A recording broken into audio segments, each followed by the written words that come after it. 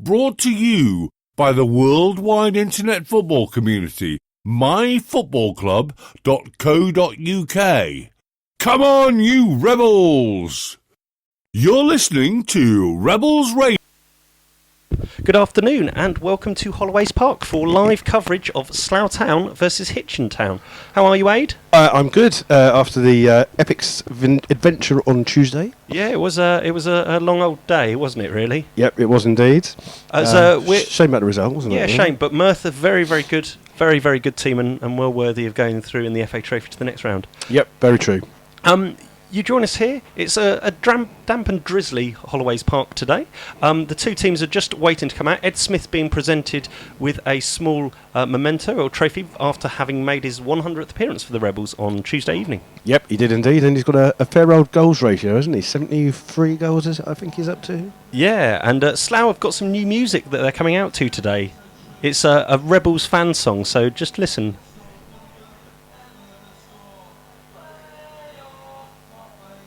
No, I think I'd rather not listen to it, actually. It's terrible. We've got a mascot today. Today's mascot is Nathan K. Taylor. Oh, that's nice. He's 6 years old. And they've just done a little announcement with him about who his favourite player is of all time. And his favourite player ever is Nathan Bowden-Hass. And his current favourite players are Jamie McClurg. Oh, that's nice. I thought you were going to... does it say which his favourite commentator is? No, bet not. But it doesn't. You bet it doesn't. Oh, no. That's a bit of a shame. I was hoping that we might... Anyway, let's not... I am hoping that Bakes and Unders have a good way of beating Hitchin, because we've only beaten them once in the last 10 times that we played them. That was in a playoff semi-final where we finished 27 points behind them in the league. Yeah, and beat them. And beat them 2-1 at their own ground, which was one of the reasons why until last year I hated the playoffs. Yeah, and then in another game in the playoffs that you played, I think it was the season after, was it? Yep, we lost 4-1. 4-1 in there. But we were cheated. We were cheated. There was one of the Hitchin players went down for a penalty rather easily. Didn't even get a touch from Danny Murphy, and that was just before half-time. They scored the penalty to go 1-1, and from then on we capitulated and gave them the game. The floodlights are just easing into life as the referee is at the tunnel to our right-hand side as we look at it, just with both sets of teams. John Farrier is his name. Slough wearing their amber shirt, navy shorts, led by Captain James McClurg. Similarly, Hitchin wearing an all-green outfit. It's you don't see too many teams wearing that. They normally wear a yellow top, don't they, with green shorts and socks. For reason they couldn't wear that today. And they're just being very officially led out to the 18-yard box where they're going to face towards the Slough shed end. This song is absolutely terrible. It's something about I'm a rebel and I wear yellow and blue. Okay. Were they drunk when they wrote this?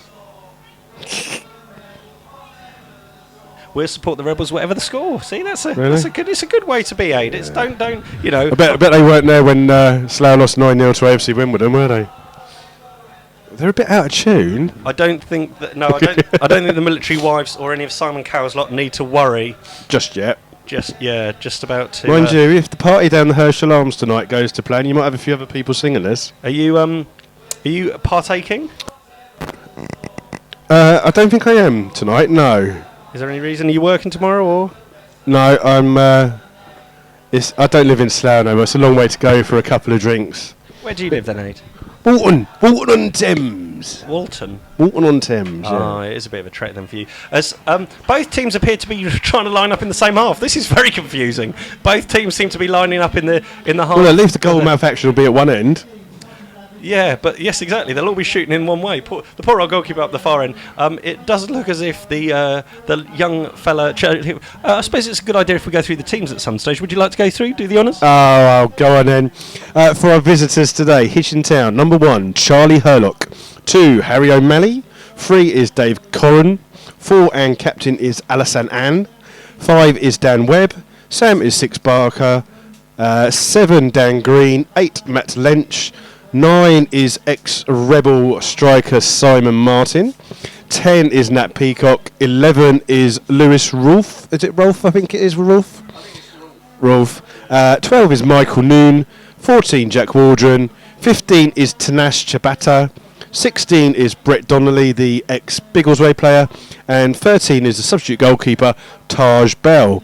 And for the Rebels today, we have Jake Somerville in goal, Sean Fraser 2, Ryan Parsons is 3, change for Slough, Guy Hollis is in at 4, Billy Jeffries 5, Lee Rumbold back making his home debut again, wearing 6, Johnny Dyers 7, Jamie McClurg's wearing 8 and captain, 9 is Ed Smith, 10 Jake Parsons, and 11 is James Dobson.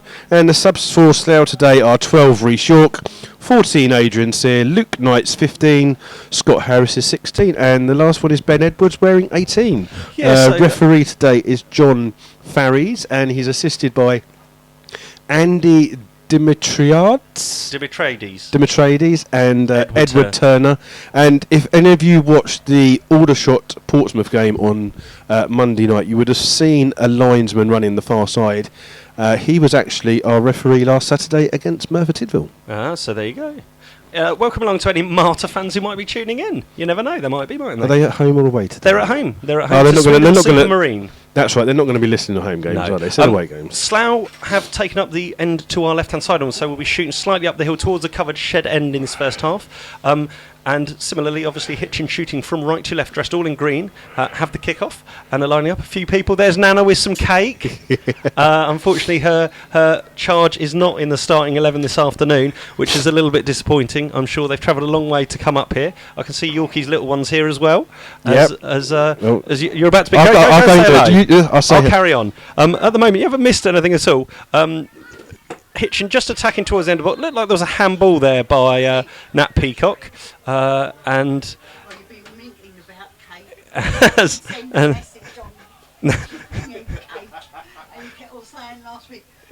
so Nana's brought us some cake, which is very, very good. So our number one fan is here.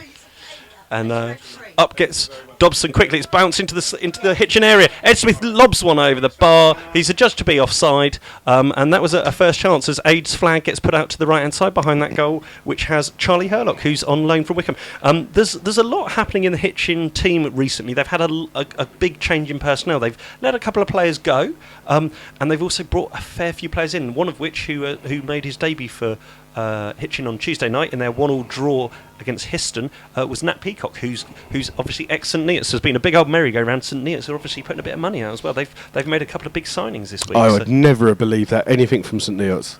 No, so Slough obviously having travelled to Wales on Tuesday night with a depleted squad have a very full squad tonight as Hitchin attacking in towards the edge of the Slough box. Well cleared in the end by Jake Parsons. It's deflected out. It's up towards the halfway line. Johnny Dyer working hard, flicks it back to Lee Rumbold, whose first action does 2 crunching strong tackles early on. Still got his token headband on, hasn't he? And it's a pleasure to see him back in the Rebels shirt. It is indeed, and he had a good first half on Tuesday night, and I think a little bit of jet lag and tiredness hit him on the second half, and he wasn't as influential, but he's certainly putting around today, isn't he? Yeah, we've played less than 2 minutes here. It's still goalless. It's a good conditions out there. The pitch is just nice and slick. There's plenty of grass on it. It's not too muddy. It's always, as it is here at this time of year, I think, at Beaconsfield, it's a nice surface. As Dobson tries to get the ball forward, flicks it on to Johnny Dyer, who flicks it in the direction of right back Sean Fraser. Fraser up to Ed Smith wearing bright boots, but he's adjudged a foul. Yeah, there's some interesting, lots of different colour boots on display today, including Jake Somerville in the goal, down to our left-hand side. Yeah, and it's very interesting. The Hitchin players, bearing in mind that they're dressed in all green, 5 of them have got bright orange boots. And normally they'd be wearing either green or yellow socks. So it's not the best colour. Jake's got some bright luminescent green numbers. Ed got new boots. He's got some bright yellow boots on again. Yeah, I don't think he's got new ones, but I know Jake's the talk of the town in terms of his new boots. As Fraser comes in well, wins the header, but it's going to ricochet to a Hitchin player. And that's great a cracking block, but it's still there to prevent Green's shot going anywhere near the target. But Green's still with it with the edge of the box, and quite an open game. Goes through to Somerville, who lets the ball trickle out for a goal kick. But it's so far in this first 3 or 4 minutes, it's very open. It is indeed, and you said that Hitchin have made a few changes. They've settled in very quickly. Hitchin looking very dangerous. Got a style of play that they like to play to. Yeah, and they are adopting a 4-4-2 formation, and it's Peacock and ex-Rebel Martin leading the line up top, and then I think they kind of play a little bit of a diamond normally in the middle with ex Daventry player Matt Lynch, who kind of plays at the top of that, playing almost in a kind of traditional 10 role, kind of floating around a little bit, while the others are quite compact in the middle there with Barker, Green, and Rolfe just holding in there, because it seems that Barker is playing the deepest of the midfield players in the centre. Slough adopting a 4-4-2 formation today. They've obviously dropped Rhys York, Adrian Sear and Luke Knight have all made way from recent games, and it's a 4-4-2 for Slough with Fraser at right back, Jeffries and Hollis returns to the side in the centre, and Ryan Parsons in the left back position. Dobson starts in the left midfield position with McClurg and Rumbold reunited. We were saying that an awful lot last season. Let's hope that partnership does well today in the centre of the park. And Jake Parsons getting a start on right midfield. And then it's the Ginger Strikers up front. It's Johnny Dyer with Ed Smith making his 101st appearance. Yeah, I think last season you saw when Lee Rumbold came into the team that he can play many of the positions in the midfield, but what he does gives it freedom to Jamie McClurg to push forwards a lot more and help out the front too. Yeah, as the ball's bouncing around and the tall figure of Peacock gets up, wins the header well. Ryan Parsons in the thick of the action already. Ball bouncing around, and Jake Parsons now seemingly just standing out to the side, expecting Rumbold to win that, but not one. Rummy's hair's a little bit lighter than last season. It must be hot and warm out there in the States, where he's been based, I think, near Detroit. Didn't he go over and it was all snowy when he went over? Yeah, it was freezing, because I remember him tweeting us a few times, and obviously their season runs a little bit different timescales to ours, but this game's yet to settle. But Hitchin are attacking deep in the Slough half there, playing it through to Peacock, and then it's ricocheted off towards Lench, but Parsons will clear the ball up to Dobson, midway inside his own half, ball at his feet, early ball down the channel that Ed Smith's after, and it's missed by O'Malley in the right back position. Then he cuts inside, and he's caught by Captain Anne. Do you like what I've done there? Captain Anne on the far side gives away a free kick. First opportunity for Slough to have set piece. We don't wish to be rude, but his name is Alassane Anne.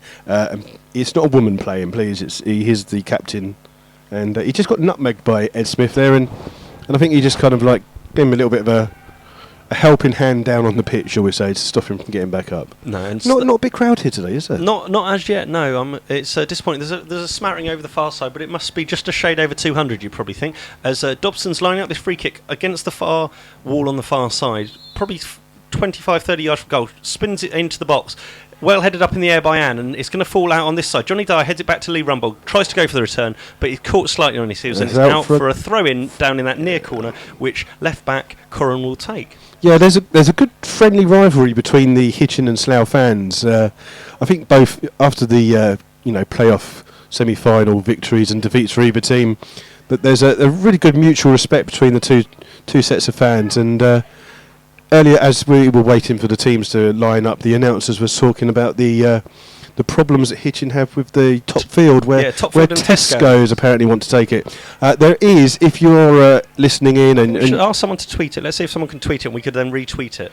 There is actually some kind of link. I think it's on the Slough forum, or you can go on the Hitchin one, where you can sign a petition against Tesco taking the ground. It's just about 1,000 members at the moment, isn't it? It's just creeping over, because I know it went on the Slough forum the other day, and they were pushing it towards that 1,000 person mark. But ideally, yes, Hitchin are going to get evicted from the field in which they've played since their formation, but it's a sad state of affairs. But Slough on the pitch at the moment have got a free kick again in a dangerous position, 10 yards outside the penalty box, towards the near side as we look at it. And Dobson's going to be whipping this in, looking to the idea of a kind of cross. Got to get it on the penalty spot, hasn't it? Area, yeah. There's plenty of movement. Guy Hollis bouncing around in the air. They're going to miss Rhys York in here because of his height, and he whips it directly in towards goal. Good save. Flapped away there by the keeper Herlock, just outside his post. And Ed Smith picks it up, and he's got it taken it past Anne again, very simply and easily. But Hitchin will clear now, and it's up towards Peacock, and Fraser needs to be alert to this as Peacock hooks the ball down the line, but it's out of play. But that was a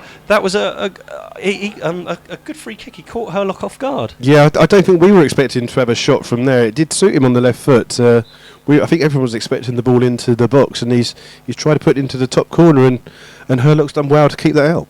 Yeah, Hitchin are 15th at the moment in the league. They're 3 points behind Slough. If they win today, then they will leapfrog Slough in whatever position, because the goal difference is exactly one different, and obviously if they win, Slough will lose, and so therefore they'd leapfrog them at the moment. Slough currently sitting in 11th today. They could go as high as 8th, and they've got a few home games coming up. Obviously next Saturday's away trip to St Neots has been cancelled because St Neots are at home in the FA Trophy action, and Slough haven't been able to arrange another fixture. They were looking at trying to get a fixture against Chippenham away, who are the visitors here on Tuesday, but unfortunately Chippenham's Simon Martin seems to be holding, without being rude, he's torn his shorts on his buttock. Right buttock, I would say. I wasn't really paying that much attention, but he's busting about halfway up. He's got some, and the substitute has actually got to take his pants off so that he can put some pants on and carry on so playing. there's de-roving going on the far side. As Rumbold picks up the ball, passes it back to Hollis, returning into the side. He'll be keen to stake a claim. There's good competition now in this Slough squad. They're naming a full 16-man squad, and York, Sear, Knight, Harris and Edwards make up the bench. It's a strong bench, and with Tom Moran out getting some game time at Ascot, it maybe lacks a little bit of creativity we were talking about earlier on the bench. Yeah, but I mean, the last couple of games we've seen Slough play, especially at Margate and home to Portland, they played 3-5-2, so this is a little bit more. I think it's just to let Dobson get into the team in a natural wide position. And talking of him, he's on the ball. He's just exchanging passes on the far side. Midway, say the Hitchin half just overcomplicates it there, and McClurg and him lose out on the ball. And now Hitchin playing up to Peacock's feet. He's a strong boy. He holds the ball up, plays it around Hollis, back in field. Hitchin good control of the ball at the moment, aren't they? Yep, when they've got it, they're keeping it, and Slough aren't working hard enough to get the ball back at the moment. And that's something which the joint managers won't be very happy with. I mean, Slough, after being given a good footballing lesson from Merthyr in the last 2 matches in the FA Trophy, will want to do better with retaining the ball and not give it away, just as Billy Jeffries does as he loses the ball straight to Matt Lench, and Matt Lench sets free down to the left-hand side Rolf, and Rolf crosses the ball in, well intercepted by Guy Hollis, because otherwise Peacock would have put the visitors ahead, but it's a throw deep in the far left-hand corner. He would have had a chance on target. He was 6 yards out, and at this level you'd hope 6 yards out, middle of the goal, he'd have put it on target. As Adrian's just admiring some of the scenery around the area.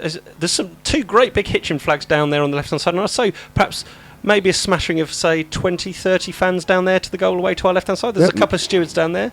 A couple of stewards having a bit of a conversation. Is he writing something down? I think I'm not quite sure what's going on down there. Perhaps he's texting a friend. Maybe he's got a date. Maybe. He could swing that way, you never know. On the far side, Bakes and Unders just stood, hands in pockets, having a little chat about what's going on, but the ball's back in play now, and it's midway inside the half. Johnny Dyer picks it up, plays the ball through, but... got cluttered and he hasn't been given a free kick. Got taken off the ball afterwards, and Anne advances over the halfway line, plays it into Peacock's feet. Peacock very much seems to be the ball of choice, doesn't he? And the outball for him. Hollis has got his shirt grabbed every time that ball goes to him. Yeah, and I mean, I think that's where the joint management team wanted Hollis in this side, because Peacock from St Neots has extreme pace, and I think perhaps that's where the likes of York and Jeffries are not naturally as quick as Hollis. There's good combination there by Ed Smith, sets free Rumbold. He's trying long aerial ball in the direction of Dobson, but O'Malley, the excellent Ives player, heads the ball out, and it'll be a Slough throw on the far side, down close to the burger bar. Yeah, we'll just take this little moment to thank Nana Lynn for bringing us some. It's a fresh cream cake we've been delivered. Is it fresh cream cake? And when you see when you look at the size of that, hang on, I'm taking a photo of that. That is humongous. I can't. Don't worry. I'm gonna. She wants her bowl back though. She can have her bowl back as long as it's. Is it like one of those also refilling things? As Slough concede a free kick, Jeffries you there. Take your photo. Don't worry, I got it. Don't worry. Jeffries just concedes a little throw. Yeah, it's going to be 10 yards away from the centre circle, dead in line with the goal. At the moment, no wall, but the referee just keeping a little lid on things here as some of the fouls start to build up. And Simon Martin, the ex-Slough striker, who didn't have the best of times when he was at the Rebels, he's gone forwards, and so has the captain, Anne. And we're just waiting for Sam Barker who's going to take the free kick. He's just waiting for the referee. Chips it into the box. And it's a good header by Simon Martin, and he's just put that one over. Jake most probably had that covered in goal, but a good effort for Hitchin Town there. And a good start to the game, but they've lost the ball. There's 2 stewards there, and they haven't even gone to get the ball. They're so busy chatting to people up behind the goal. Have you done your photo? Lynn? Yeah. So yeah, if you do come to a Slough game and you would like to bring us some cake, home or away, we would be very, very grateful. Flasks of whiskey as well. We're not doing that now. We're just waiting for Jake to kick the ball. We're waiting for a ball to be delivered, so you're not missing anything. And Jake kicks it in long with his lovely green boots that he's got on today. Won by Dan Webb from Hitchin. Battling midfield between Rumbold. He's flicked it over to Ed Smith.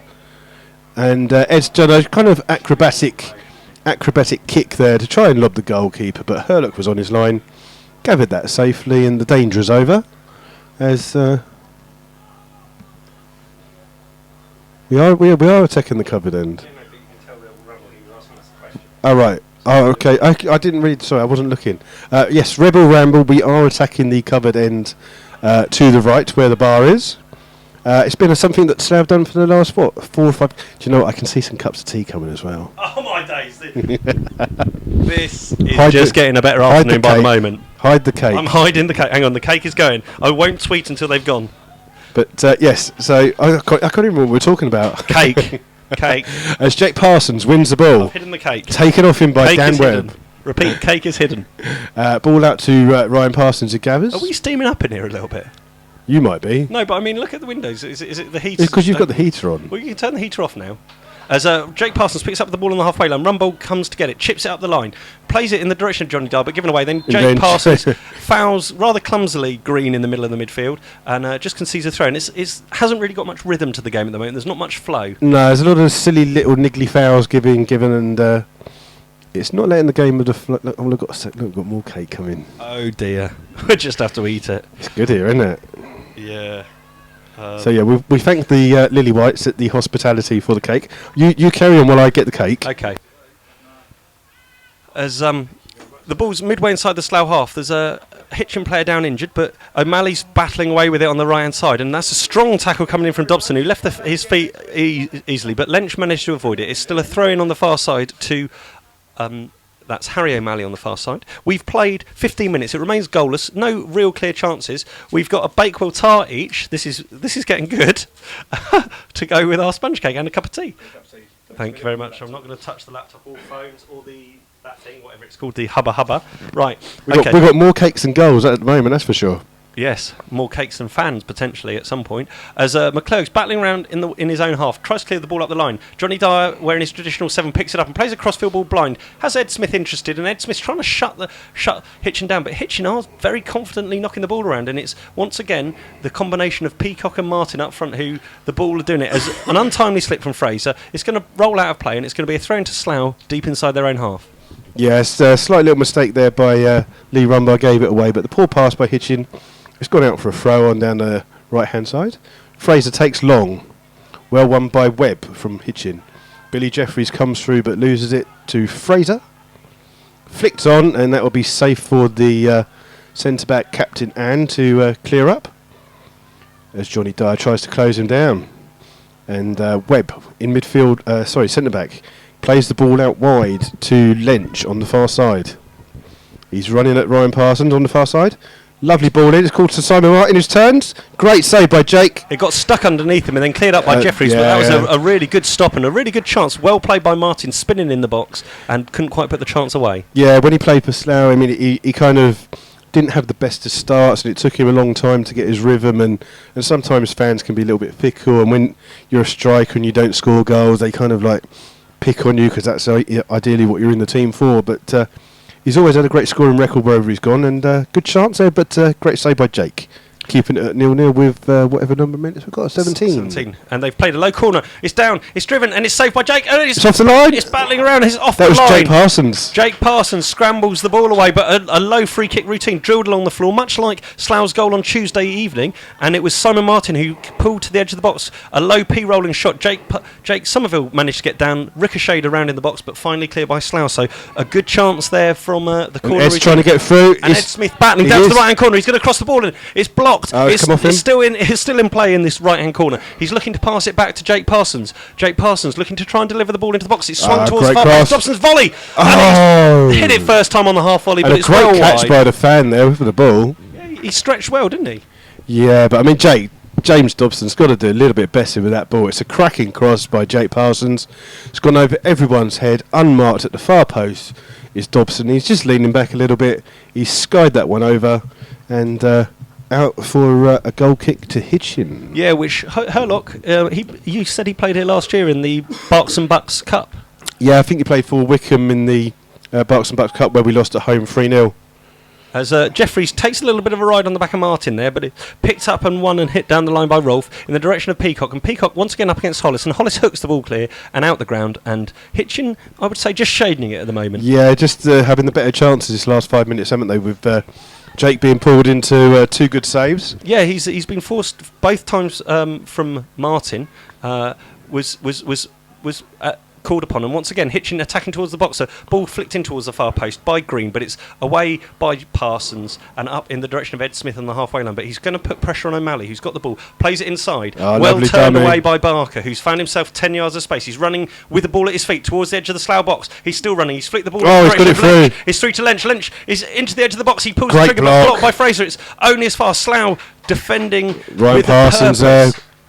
But Hitchin definitely coming into this game now, just as we were saying, it was a bit bitty. In come Hitchin. Yeah, and Hitchin pressing down this hill. Slough have been guilty of a few times when they have been shooting this direction in the first half of being asleep, but that ball just sat up and bobbled, and it's up towards Somerville, Jake's who punched it. has a punch. It doesn't get a lot of distance on it, but it's away as far as Parsons. Parsons clears it up the line, and it will fall to Dobson. Dobson, 10 yards inside his own half against the far touchline. Plays a great crossfield ball all the way to Jake Parsons, and Fraser's overlapping him. He gives the ball to Fraser. Fraser now up towards the halfway line. Wasn't the best ball from Jake, was it there? No, slightly overhit, but Jake's gone past him on the overlap. And now he's turned infield to McClurg. McClurg out left to the other Parsons, Ryan on the far side. Slough doing better to keep the ball here. Back to Rumbold. Rumbold now looking to go all the way home to Somerville. Somerville in his bright green new boots plays it back to Rummy. I'm not sure Rummy exactly wanted it. It's like they're playing a game between the two kickballers. But the free up front for Hitchin, they seem to be playing a 4-3-3, closing the centre backs down there, and there wasn't a lot of outlet for Jake to hit the ball. No, they were shut down with a little bit of pressure. I think again it's quite a fluid formation with the 4 that they have across the middle of midfield playing with that. As I said, Lynch just goes upfield. They seem to be moving it around a little bit, and they're very fluid. As we just wait for Herlock to clear the ball long, Jeffries underneath it. Wins well, but it's repelled again, and now it's Peacock up against Hollis down in that far corner. Hollis does well though. He looks really up for it today, Guy. Yeah, he's not had the best of luck for the last few weeks with injuries and illness, has he? So interested to see how match fit he is. Katie Lynch has asked us, it looks good, are we sharing? We've got a piece each, but we're not sharing with anyone else. No. And we've got some Bakewell tarts now as well. And it's not a small Bakewell tart, is it? No, I'm not taking a photo of a Bakewell tart. Only one cake per thing, please. But yeah, if you are coming along to a game at all, do bring us a snack and we'll review it live on air. That's where we should be sponsored by Mary Berry. That's what it is. Is that some sort of makeup artist? Oh no, that's Maybelline. What are you on? It's the last time I buy you any Lucozade. I haven't had any of it yet. Anyway, enough about that. Can you turn the heater off? It's getting a bit warm in here. I'm getting a bit of a sweat on. Thanks. As Hitchin come away with the ball on the halfway line, it's left back Corrin infield in the direction of. No, he's trotting on the ball and giving it to Rumbold. And Rumbold plays a long ball, and it's not great defending by Anne, but O'Malley tidies up acrobatically and heads the ball all the way back to the keeper, dressed in orange, black shorts and black socks, bowls the ball out just outside his D. The floodlights coming through as this autumnal evening starts to draw in a little bit. The lights are shining just that bit brighter, but it's Hitchin once again on the attack, and it's Peacock tries to back heel it in the direction of Martin, but Fraser just gets a foot in and does well twice to win the ball there, and it's out on the left hand side of the field with a Slough throw in, and Slough not quite settled, and after that connection Fraser's going down. He's just limping. He got caught twice there, didn't he? Yeah. And I suppose that, Slough got the option that Rhys York can come in and Guy Hollis can maybe go to the right back, but he's fine. But it's a good ball play through, and Somerville just towards the edge of his box takes it off the feet of Peacock. Yeah, you can see Sean's just holding his right ankle at the moment, and this is not a good time for Tom Moran to not be around, but it's fairly easily remedied. You could put Hollis out to right back if this is a problem, and bring back York would be the call. Yeah, but surely they put Hollis on there, like you said earlier, to combat the pace of Peacock. So maybe York might go free at the back. Yeah, possibly chuck on an extra body in midfield. You could put a seer on in midfield and actually change the formation a little bit, and tell them to go man for man and see how that goes. I don't know whether that would mean that what Parsons would do. Rhys York is warming up on the far hand side. Much to Nana Jean's delight, wherever she is. Just Nana Lynn. Who's Nana G? I don't know who Nana Jean is. You're just making nanas up now. Yeah, it's just because I want a nana. I haven't got a nana. Welcome to wherever you're listening. Sorry, it's a bit odd, I guess, so far. There hasn't been too much football to talk about, so we've been talking mostly about cakes and things. If you've joined us, we're halfway through this first half. We've played 23 minutes. It's goalless. Hitchin have called Jake Somerville into action probably 2 or 3 times. He's been in good form, carried it on from Tuesday when he was very busy at Merthyr. Yeah, a lot of the Merthyr fans thought that Jake was man of the match for the he second praised game. on him, and a bit of an unsubtle foul there from Jeffries. He just gave Martin a little bit of a shove there as he went up for the ball, and so Hitchin will have the opportunity, and the 2 big centre-backs of Webb and Ann go forward to join some of them. They're not the smaller side, are they? Hitchin have got some height to them. And yeah, it looks like it's either Rolf or Barker that's going to... Barker, I think it's going to be. Rolf's there with his orange boots. Rolf's suggesting it may be him, actually. He's doing the signal, so I think it might be Rolf, actually, with his left foot to whip this in. There's a one-man wall of Johnny Dyer standing 10 yards away from it. It is Rolf. He flicks it in towards the near post. Great Jeffries header. takes it off Ann's head, but it only falls out as far as Barker. And Barker's running well. Good foot in there by Parsons. Hitchin's still deep inside the Slough half, though, and they're attacking inside. Lynch is having a run at Fraser. He's down in that corner, and Fraser seemed to connect with him, but he's put him into a bit of trouble, and slipped over. It's gone out of play. It's a goal kick to Slough, and I think Slough did well there to avert any trouble. Yeah, but Hitchin the better team at the moment. Better the chances, and Slough are just lacking a little bit of fluidity in their play, aren't they? Yes, they are. As we just wait for Somerville to get play back underway. You haven't missed much if you're just joining us. There's been a degree of interest. Please, someone tweet us the link to the Hitchin Top Field petition, though. That would be really good if we could retweet that out there and actually give a specific web address on air, just so that anyone out there who's listening can do that. As Slough have just got an attacking throw midway inside the Hitchin half, some chance to relieve a little bit of this pressure. Locals just coming out a little bit restless as the ball's back with Parsons. Parsons small down the line to Dobson. It's all very tight in there. Inside to Johnny Dyer. Johnny Dyer out to McClurg, who's shut down. He listened to the shout out to Fraser. Fraser now down the line to Jake Parsons. Jake Parsons cuts the ball out of the box. Flicked it by McClurg, but it's too heavy for Johnny Dyer. But that was great one-touch football there from Slough. Yeah, it's the best spell of play that Slough have had for the game, and it's coming halfway through the first half, so it's not really the best, but good signs there. They're just showing that they can play football if they need to. Other fixtures in our league today: Arsley entertain Cirencester, Bideford St Neots, Burnham Hungerford, which is a repeat of their FA Trophy. Burnham. Why have you got Weymouth versus Weymouth? That's not going to work, is it? Have I done that? I thought it was Burnham versus Weymouth. Yeah, I think it is Burnham versus Weymouth. It's a repeat of the other way round, so I'm not sure exactly what's happened there. As Jake Parsons picks up the ball, running up towards the halfway line.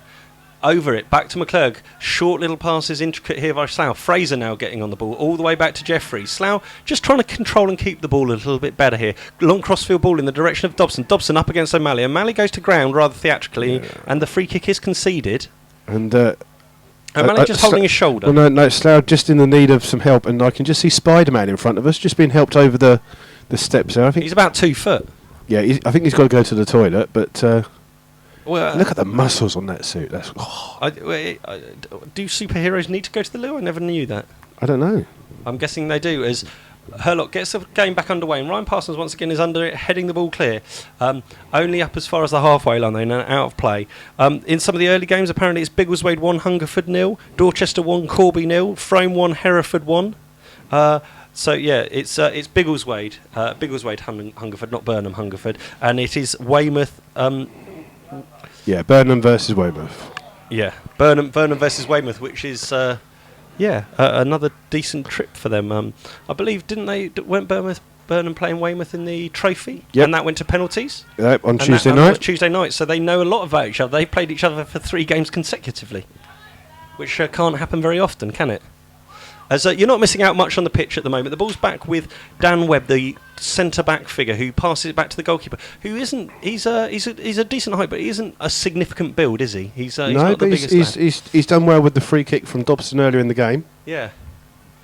And Hitchin still continue to play the ball around quite nicely. They're in the middle of the midfield, and Lynch just takes a slightly heavy touch, and it ricochets through. Hollis guides it back to Somerville. Good communication between the two, and Somerville at the second attempt just gathers it. It didn't look like that. It looked like Guy Hollis was going to touch the ball past Jake as Jake came sliding out, but Must have got a shout there, and a good shout. Bit of communication, good. Yeah, and I think it's been long ball here. I think it's been noticeable that Summerfield's come back from his spell with Badshot Lee, where he was, a more senior. Johnny Dyer's got it on the far side, and he's come back well, and his confidence is there. As Rumbold just shoves the referee as he gets in his way, but Slough not doing very well to retain the ball, and McClure goes all the way back home to Somerville. Somerville, quick clearance out. It's down the left-hand channel, and I think there might be a flag up for offside, but no, Dobson's onside, and he's battling up against O'Malley. Uses his physicality well, and then it seems to get pushed down. He's holding it up just in front of the Bergervan, tries to push turn, but loses the ball out. He's going to get frustrated. Keep your head, Dobbo. Don't dive in. As Hitchin try and clear that ball. Once again, Parsons now battling well for this. This is getting a bit more scrappy, physical. It's a bit more desire being shown by Slough these last couple of minutes. Yeah, well, both teams showing a bit more desire, but Slough just trying to get back into this game. They know that they've got the skills to do it, but Hitchin are working hard to stop them. Yeah, I just take a slurp of my tea. Apologies if you heard that. The dusk is very much settling in here on what is again a good afternoon for football. It's quite dry. The pitch is just a little bit zippy as Hitchin are attacking, and it's Martin trying to play the ball out wide. It's ricochet, but Fraser deals with it well. It's blasted off Martin. And it's only come as far as Lench on the right hand side. Looks to chip the ball in towards the far post as players underneath. Oh, and Chase drops it. He's dropped it and concedes the corner because it's I think Fraser. They're appealing for a free kick. But Peacock had it at the back there. I mean, Jake's dropped the ball and it's landed right at Peacock's feet. He doesn't know what to do. It's hit him, and fortunately, it's hit Sean Fraser and gone out for a corner. But pressure here from Hitchin, though. Well, we've got to wait for the referee to do his shoelaces up. So. It's been played in a good spirit so far, the game, though, hasn't it? Yeah, there hasn't been a bad tackling. There hasn't been any need for the referee to go anywhere near any of his books or anything like that. But Hitchin's certainly just probably shading it a little bit. His books? Has he got books? Is he reading as well? He is reading. Well, he seems to be. That's about as entertaining as the game is. Lots of the players are slipping. I'm not sure whether there's any of them wearing masks. Oh, that's a good shot. Corner goes in towards the near post. It goes past the two players on the far post, and Somerville manages to repel it, but Hitchin still camped in the Slough half. Controls it off his face, and it goes straight out play. He's just smiling a little bit. I probably wouldn't be if I was Rolf, but as Parsons doesn't seem to be quite getting into the game enough when he gets on the ball. Well, I think you were trying to say that was blocked with a hand, but player just turned his back on that as Hans got the ball.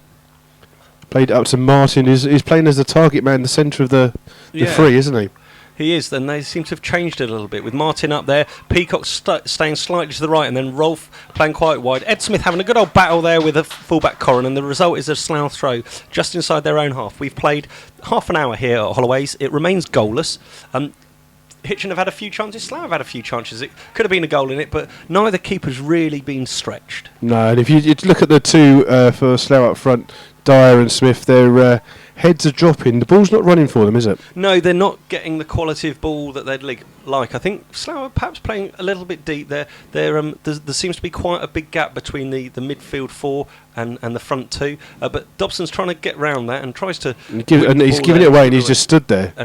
But a good crunching tackle comes in from Rumbold, sets it off in Ed Smith, but it's well repelled and dealt with. Oh, great little header on by Martin. And then Martin's helped it on, and now Peacock's got a bit of space on the far right hand side. He'll look to cross the ball in. He crosses it in low. Well repelled by Jeffries, and it's fallen to Dobson. Dobson with a bit of space, turns, chips the ball, but again, it's a bit aimless, isn't it? They're not playing...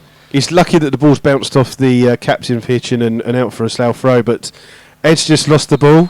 And he's given away a free kick. Is he going to get a booking for that? No, I wouldn't have thought so. I think it's just a bit more cynical. He'll get talked to, but I don't think, there wasn't any particular malice in it. He just says, perhaps just trying to calm him down and saying, don't get quite so frustrated. As a steward wearing a very interesting hat comes past. What would you describe that as, Ade? His wife's, maybe? It might be his daughter's, I would suggest. His daughter's got a big head then.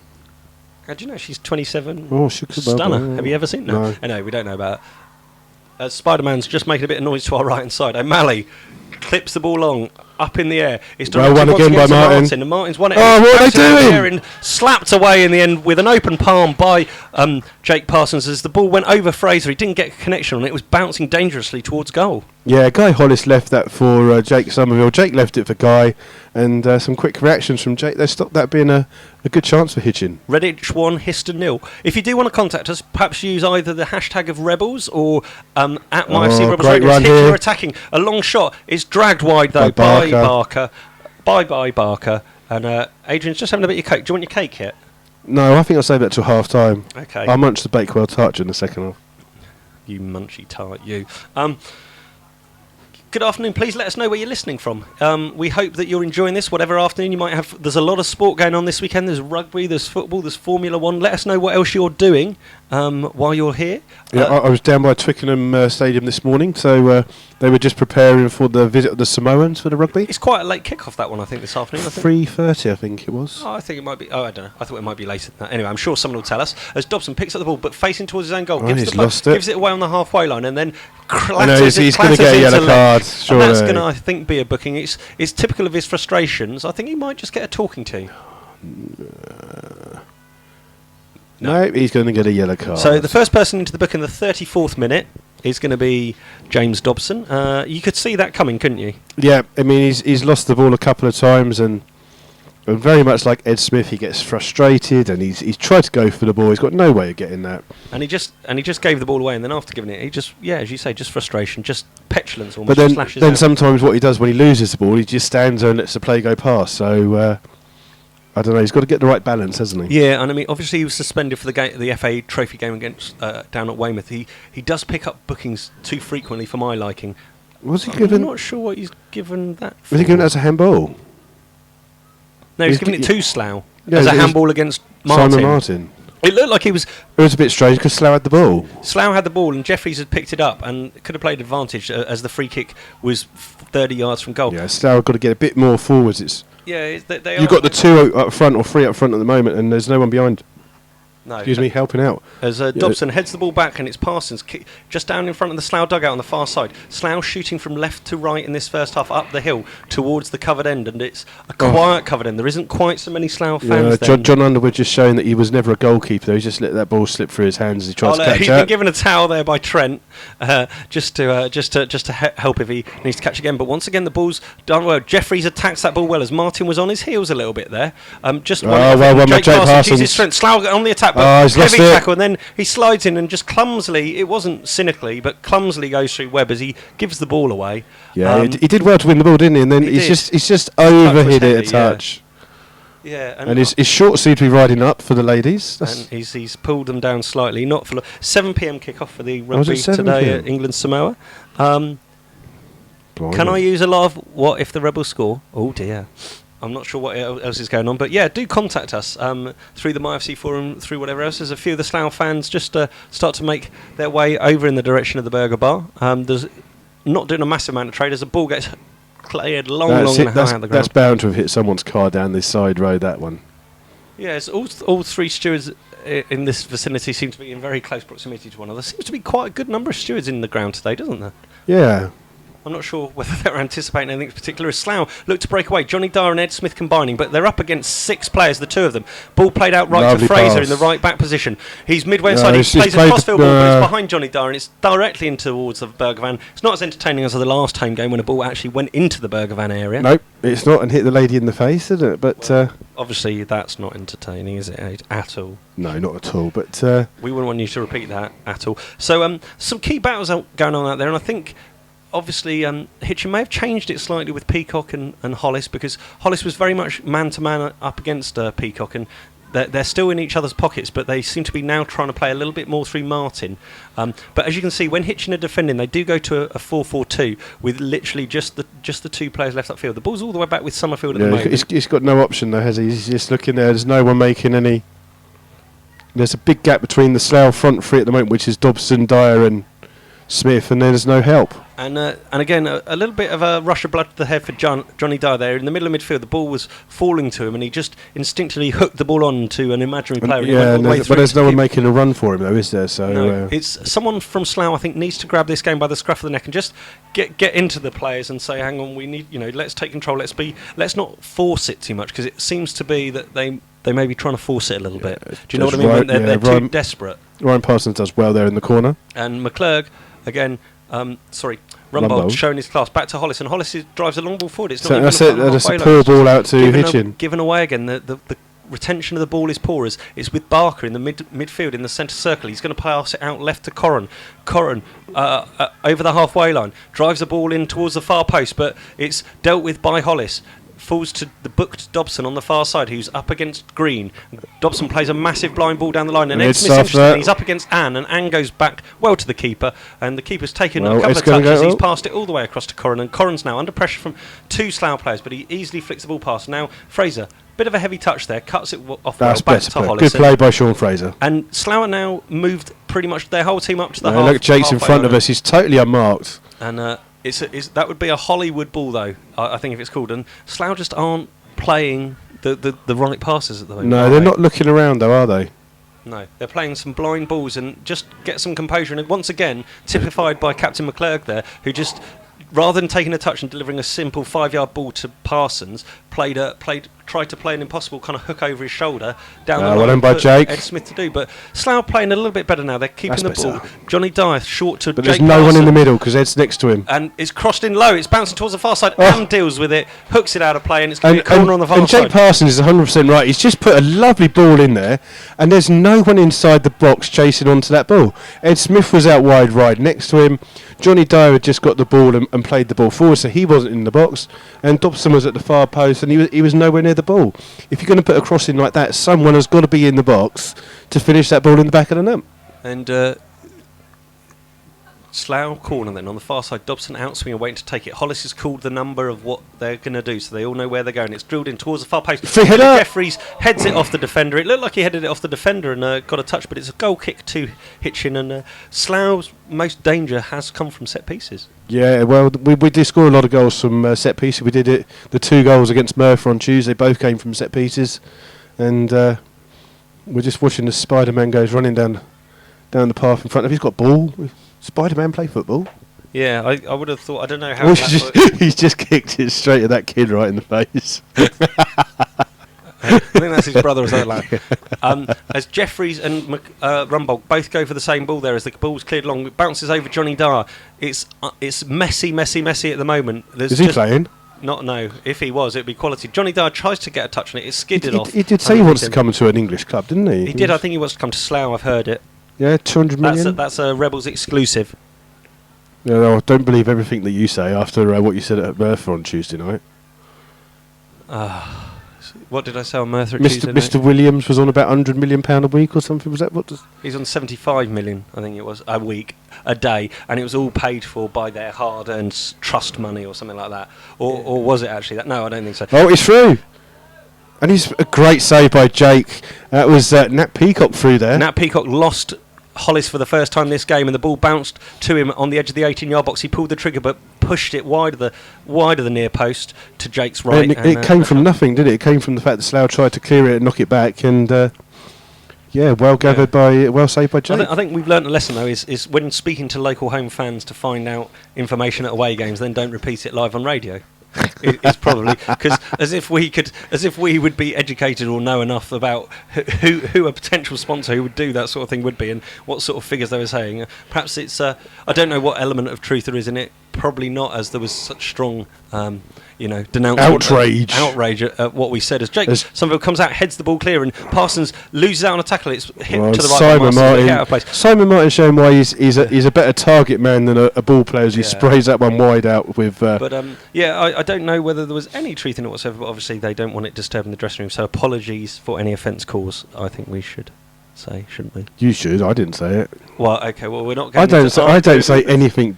Offensive or you never call people donkeys or anything like that. No, I'm unbiased as well. You are very biased. As Ed Smith picks up the ball on the halfway line, sprays it out right to Jake Parsons, who's been heavily involved. He's left the ball though, and it's now with Fraser. Fraser running down the wing, gets the return ball. He's going to try and cross it, and it's going to run away from him. He instead just takes down Rolfe. Well defended by Lewis Rolfe of Hitchin there. He done well to track Sean Fraser. It's nice to see a forward do that. Claire Jones is listening in Ireland, lads. I have to tell you, there's only one Rebel Radio. Are our presenters. I'm sorry about that. Does that mean... I think what we should do then is if we should go for an end-of-season party. If she's in Cork, is she? Yeah. I think we should have an end-of-season friendly between Cork City and Slough Town, and we'll have it as a massive party for everyone to go to. Thank you very much, Rupert Russell, for sending us through the Save Hitchin Town Football Club petition. It's now, we have just retweeted it. For those not on Twitter, we will read it out when there's a break in play. But at the moment, Hitchin attacking. Good tackle by Rummy. Rumbold. Out to Parsons. Slough having come back into this game in the last 5 Go on, minutes. Jake, Parsons go got a bit of space. He's going to look for a long crossfield ball. It sits up and bobbles. Is he and scores? he's put it out. He's put it. That would be 3 points in rugby, wouldn't it? Yep, that is a good try. But Jake's just, I think he's just lacking a little bit of confidence. Spider-Man's ball's taken away from him. He's not. He looks grumpy. Meanwhile, the kid who got hit in the face by the ball is just walking away, and I think he's going to go moan at his dad.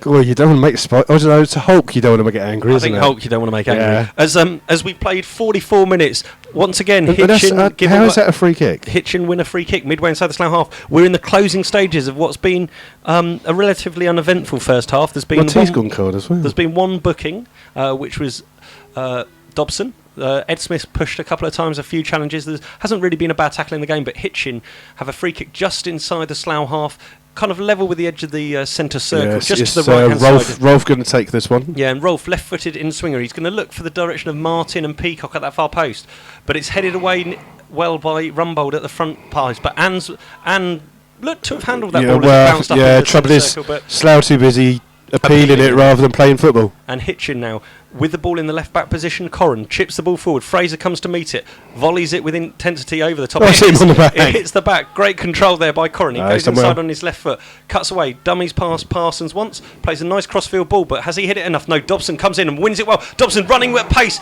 He's running past pace. He's going to pull the trigger. He crosses it. It's in direction of Johnny Dyer. It's hooked away by Hitchin, but it's still deep within their half. Volleyed wide by Rolf. And Slough will have an attacking throw, and Hollis is going to make his way forward. Yeah, Slough unlucky that hit Johnny Dyer behind him rather than in front of him.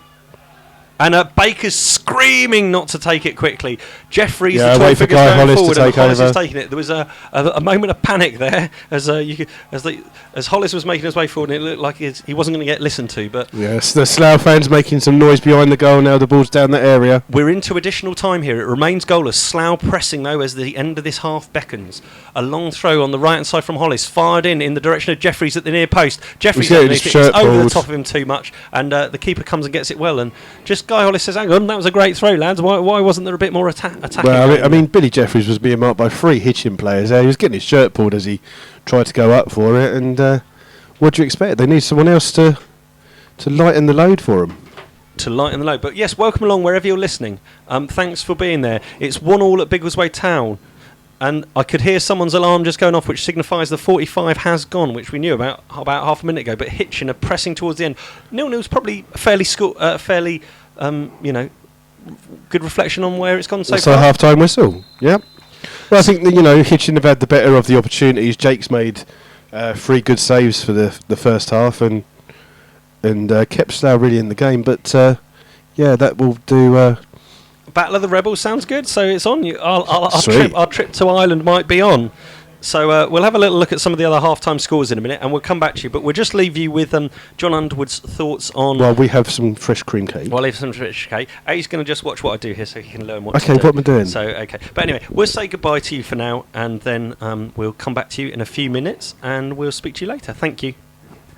Hello, and welcome to Rebels Radio latest interview. I'm joined by Slough Joint Manager John Underwood, ahead of this weekend's fixture against Hitchin. How are you, John? Good, thanks, John. Yeah, so you've recovered now from the trip? Yep, put that behind us now. We're very much looking forward to tomorrow's game. And what have you been doing this week? Did you train last night?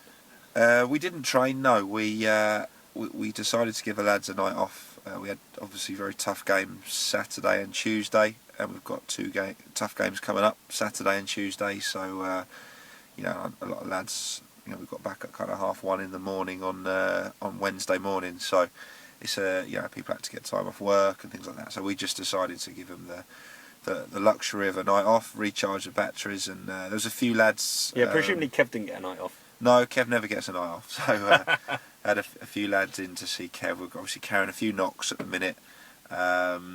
So we got a few in for some treatment, and which was fairly positive. The news we got back, we're hoping to have everybody available on Saturday. 1 or 2, a little bit sore, but we'll see how we are come Saturday, and kind of make some final decisions on the Yeah, side. There. does it look like Scott Harris is going to be back in the match day squad? Yeah, we think he should be okay. Obviously, he ended up on the bench last week, but he wasn't quite right. But yeah, Hatchett should be okay. Searsy picked up a knock on Tuesday. Obviously, Luke Knight got a dead leg and had to come off right at the end of Saturday's game. So they're kind of knocks, more than anything too serious. We've got to just work out, are they, when they say they're fit, are they 100% or are they 90%, and just make decisions on what's the right way to go. Presumably Tom and Guy, just from being unavailable, are available Saturday. Yes, yeah, we have. We should have everyone available. We should, and it makes it difficult in terms of selection, but this is where we've wanted to be for a long time, really, where we've got these tough decisions, and we should have a full bench, and they're all players that you'd happily start. So you're going to have to leave anyone out? Well, it depends. If one of the lads struggling, we've got 17 players.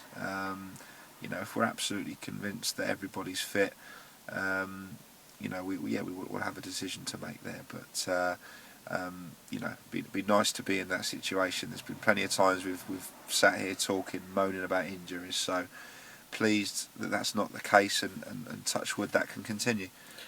So with that whole situation, what's more important on Saturday? Is it a good performance? Is it 3 points? It's always 3 points. If you offered now a poor performance and a 1-0 win, then bite your hand off. We're in the business, in the results business. We're at a key stage of the season where we want to run, string a run of wins together. And far more important that we get the win. Obviously you want to play well every week, but we're quite well at this level. You don't play well every week, and the more important thing is you find a way each week to hopefully get the win. And how about you? Sorry, I put my teeth in a minute. How are you going to go about doing that? Have you got ideas about? Obviously, you don't quite know the personnel yet you're going to go with. Do you have ideas about what sort of formation you want to play? Can you let us in on any of that? No, can't tell you that. I guess the thing around formation is we, traditionally myself and Bakes have been all about playing 4-4-2, and right up to last season, and we played that most of the time. And I think we're now in a division where a lot of teams play a different way. A lot of teams pack the midfield. We have played different ways. We've played 4-5-1, we've played 3-5-2, and obviously 4-4-2, and even 4-3-3. We've played 4 different formations. And with different kind of degrees of success, but we're quite comfortable playing in different ways. We've got some players that can play in different positions, so I guess it keeps teams guessing. If teams do come and watch us, they probably don't know what they're going to get. So we do know how we want to play Saturday. We do know what side we want to put out Saturday. So you're going to go through it now? No. But obviously, we just, as I say, want to just see how 1 or 2 are on Saturday, and hopefully we can play exactly how we want to play. And talking of going to watch other teams, I know you went to watch Hitchin at Topfield. What did you make of them? Yeah, we've seen them twice. Me and Bakes went to watch them. They beat Porton 1-0 early in the season, and then Bakes went again recently when they lost in the trophy replay against Burnham. So, to be honest, 2 very different performances. They did very well in the home game that they won against Porton. They really worked hard. They worked hard for each other. They were a 4-5-1 that night, and looked very difficult to play against, and deserved their win. So we were quite impressed that night. They started the season really well. Obviously, they've dropped off a bit in terms of results more recently, and I know when Bakes went to see them, I think it's fair to say they weren't as impressive. No, they've had a bit of change of personnel recently as well. They've brought a couple in. They've brought in Nat Peacock, who got a lot of goals for Barton at the level below. And I know he played up front on Tuesday with Brett Donnelly, who we know well from his Biggleswade days. So, if they play those 2 up front, they'll be a threat. I know they've got the keeper in, Charlie Horlock from Wickham, who was one that we looked at when we were looking to bring a keeper in. So we know he's a decent keeper. So, and I believe they've got 1 or 2 back from injury and suspension on Tuesday. So, I think they put in a much better performance Tuesday from what we hear. They were very close to winning at Hitchin, who are going very well at the minute. So, we're not. You can't be fooled by their recent results. It's going to be a tough game Saturday. On another note, have you heard anything else about fixtures? Obviously, St Neots won in the trophy, so you won't go to them next weekend. Has there been anything sorted about that? We've been trying. We want to get games in at the minute. We want to get games, chalked off, and while the weather's okay and while we've got a relatively strong squad, we want to play games. So, bit frustrating that one at the moment. I've got a feeling we're going to end up not having a game on the 29th. We're trying a few different angles, but I think our options are running out. So, I think that's probably unlikely now, which will be a shame. It means we'll go kind of a week and a half without a game. Yeah, and I take it no one at the club has yet, as far as you're aware, have heard what's happening about the Banbury away game that was abandoned? No, not a thing. Crazy really, isn't it? We haven't heard anything, to be honest. As we've said many times, we believe we should be getting those points, and we'd like to see those points added to our total as quick as possible. But if I'm honest, the longer it goes, I'm beginning to think we might be going back there to play the game again. Okay. Talking of points, out these two games coming up over the next 4 or 5 days, what would be a good target for you? 6 points? Yeah, well, you've got to. Don't matter who we're playing in these two games, you target 6 points. That's not anything disrespectful about the two sides we're playing. We're in a position now where we need to push on in the league. We want to get close to those playoffs, as Hitchin and Chippenham do, to be fair, so they'll be thinking exactly the same. But these are the sides we need to win and stay above. And we'll aim for 6. 4 is always a good return from 2 games, but when you're at home, you go into every game trying to win it. So I don't think you'd expect me to say anything different. We've won our last 2 league games at home, and we've got a lot of league home games coming up. So we're trying to get a real run going and some momentum going. So 2 wins would be massive for us. Well, let's hope we can turn Holloway's Park into a fortress. Look forward to coming on that journey with you. Thank you very much once again for your time, and we'll catch up with you soon. Okay, cheers, John. Cheers. Hello. Welcome back live to Holloway's Park, where Slough Town 0, Hitchin Town 0 is the half-time score.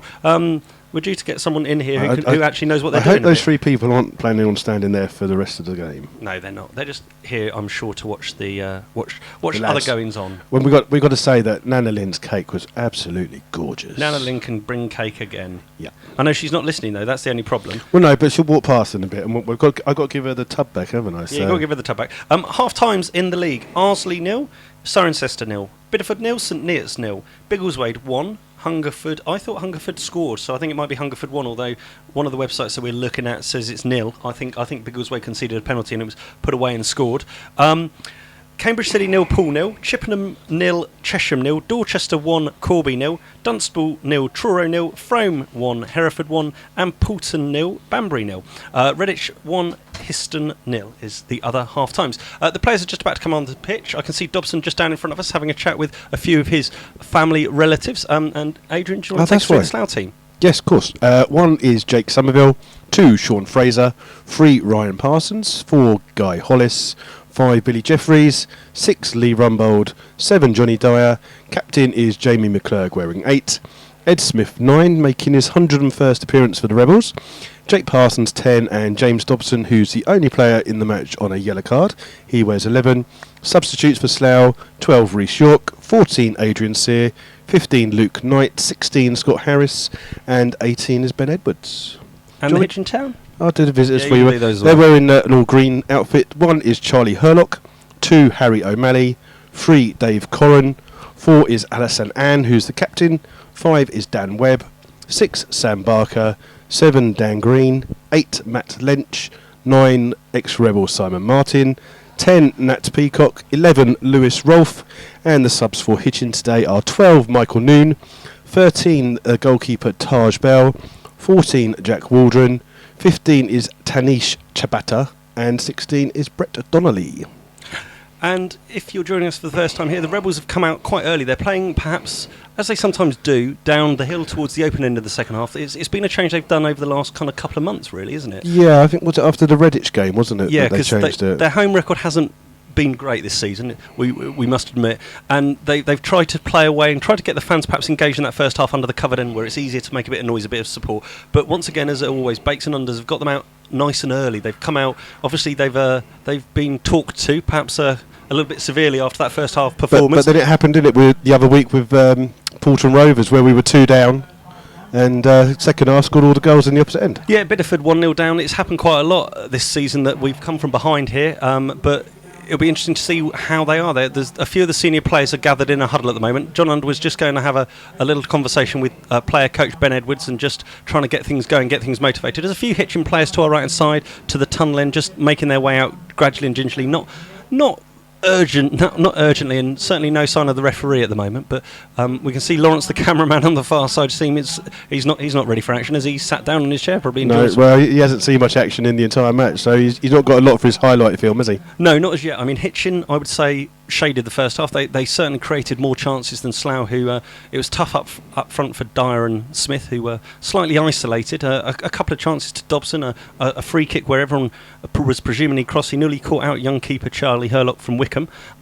By curling it towards the far post, he managed to palm it away, and then he had a volley from a good Jake Parsons deep cross that he hit first time on the half volley but couldn't quite control. The two assistants are just checking the nets at either end as referee John Farriers is in the centre circle. Slough will be kicking off, as I say, from right to left, wearing their amber shirt, navy shorts, navy socks, and Hitchin slightly up the hill.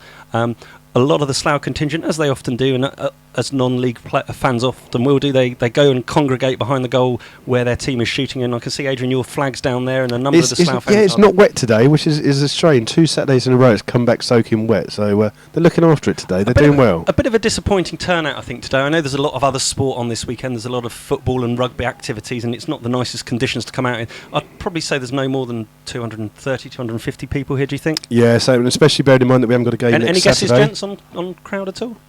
Go on, Daniel Darlington. Less than usual. He's ever the journalist, won't commit. As we're just awaiting Slough to get the second half underway, there's a half-time substitution with Dan Green being replaced by Noon in the centre of the midfield for Hitchin. So that'll be a little bit of change, a little bit of humour just going on at the moment between ex-Daventry player Matt Lynch for Hitchin and the referee, just patting each other on the back. It hasn't been a nasty sort of a game, has it, in the first half? No, there's not been really a lot of talking points. Hitchin had the best chances of the game, but it's been played quite fairly. And like I say before, the fans have a very good friendly rivalry between the fans. So maybe the players are just taking that as well, and it lacks a bit of bite today. Yeah, it does. I mean, Dobson, clearly frustrated by not kind of getting the run of the ball in occasions, has got himself rather stupidly booked again, as he often was. And Ed Smith's been chucking a few tackles in again. I think they're equally frustrated. But we'll have to see how this pans out as Ed Smith picks up the ball nice and early in the Slough, midway inside the Hitchin half, but he's lost it to Noon. But Noon's given the ball away to Jake Parsons on the far side. Back to Fraser. Fraser plays a nice little 1-2 down the far side, trying to get this cross in. He's driving towards the edge of the box. He pulls the trigger across, and John and Ade hits from literally a yard or so out, and he was leaning back slightly, heads it over the bar, but that was promising signs. Yep, good play by Sean Fraser. It's nice to see one of the fullbacks actually get to the byline and get a decent cross in, but maybe just a little bit too far behind Johnny Dyer for him to put it in, and he's headed over. We just say goodbye to our guests. Nice to have you along, Dan. Nice to have you along. If you ever want to keep warm when it's a bit more winter in here, you can always come in here and say hello. No, that's good. But anyway, nice to see you guys. We'll see you Cheers, later. thank you. As the long clearance comes through, Jeffries heads it away well, up towards Johnny Dyer. Johnny Dyer heads the ball back. The door's not propped shut. I'll shut it, don't worry. As Hitchin attacking, it's Lynch down the right-hand side, up against Rumbold. Passes it back to his right back O'Malley. O'Malley driving forward with traditional boots on. It's nice traditional boots, still driving towards the edge of the box, lays it off, but a great tackle coming in there from Jake Parsons, who got in there. And then Drummy's let it go. Drummy's gives it away, but Jake Parsons has had shredded wheat for half time. The attendance just released there is 273 apparently. Have they counted some people twice? It doesn't look that number, as Hitchin are on the attack again and have an attacking attacking throw-in, is it? Or throw-in down on the right-hand side, I believe. Big figures of Anne and Webb are going forward, though. So an early substitution. Yeah. Noon has replaced Dan Green. So interesting change. I think they've switched to a more 4-4-2 formation by the looks of it, as Lewis Rolfe goes over to take. It's got to be a corner. It is a corner, actually. He's picked up the ball. So, yeah, he's placed it down. There's 2 Hitchin flags on St George's. Crosses away to the right-hand side, just hanging towards the edge of the pitch. The Corner goes in towards the far post. It's headed down well, but it's By to the Webb. left of the post by Yeah. Webb, and he got good contact on it. Out jumped Rumbold there and did well with it.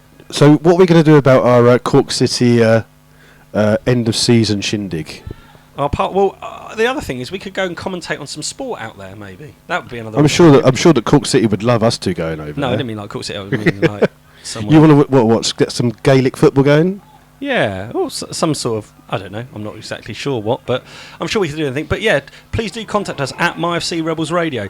Let us know what's happening, where you are, if there's any other sport you're watching or partaking in. As Hitchin, try and get involved again. Rumbold just does a good sliding tackle, but it's out with Noon on the far side. Tries a left-footed dink in towards Martin. Martin controls it well on the edge of the box, facing towards the goal, passes it back out to Lench. and Lench all the way back out to Noon again. On the left wing side, tries a chip ball Oh, through, nice ball through. and it's bounced all the way through to Somerville. He collects it well, and nothing going. Weymouth have scored at Burnham, an early goal to Weymouth in the second Cop. half. Somebody called Cop. Is that Yeah, his name? Cop. I hope that's. It's not like scored by a cop. His name is Cop. As darkness descends further in Beaconsfield, as Webb comes a long way, flicks the header back, and Ed Smith interested. Oh, and he's giving it away. Poor clearance there by O'Malley, and he does well to clear up his own mess, but he's driven up from the halfway line to Rolfe, who seems to be playing a bit more centrally. And now it's Lench driving forward, and he's going to look to try and play in either Martin or Peacock. He's still driving forward. He's chipped it. Oh, good shot. And it's driven, but tipped over the bar because it shocked Somerville from the right-hand edge of the box, and it was rising all the way, but a good firm hand by Somerville, and he tips it over the bar and out the ground. And it'll be another corner to Hitchin. Yeah, that was a great run by Lench, but I don't think he was trying to shoot. I think he was trying to get a cross in, and he's just got it on target, and Jake's had to put that one over. Oh, this is young love coming past, isn't it? Oh, It's very nice to see. it's a Hitchin official and Yeah. his wife. Let's just say they're on the plus side of 60. Plus side of 70, I'd say. Well, that's mean. No, my mum and dad are in their 70. Sorry, mum, I'm not saying how old you are. Corner comes in towards the far post. It's in the direction of Anne. Somerville comes off his line well as it's headed up in the air and does well. And he's quick to drive it towards Ed Smith. And Ed Smith's up against two players, up against O'Malley and also the other fullback, Corrin. He does well, controls it, plays it infield towards Dobson. Dobson, not a lot of Slough bodies in the Ryan Parsons on the left. Short pass to Johnny Dyer, who takes one touch, flicks it back to Dobson, midway inside the half. Chips it out right in the direction of Jake Parsons. Going to have to Lovely get on pass. his bike. It's going to look to cross the ball in. He does. He whips it in. It's a good It's in! goal from Ed Smith. It's a little flick on by Johnny Dyer from the cross from Jake Parsons, and Ed Smith just buries that one top corner with a lovely header. In the Keeper's got no chance. 50th minute, Slough take the lead. 50th minute. So a great goal by Ed Smith.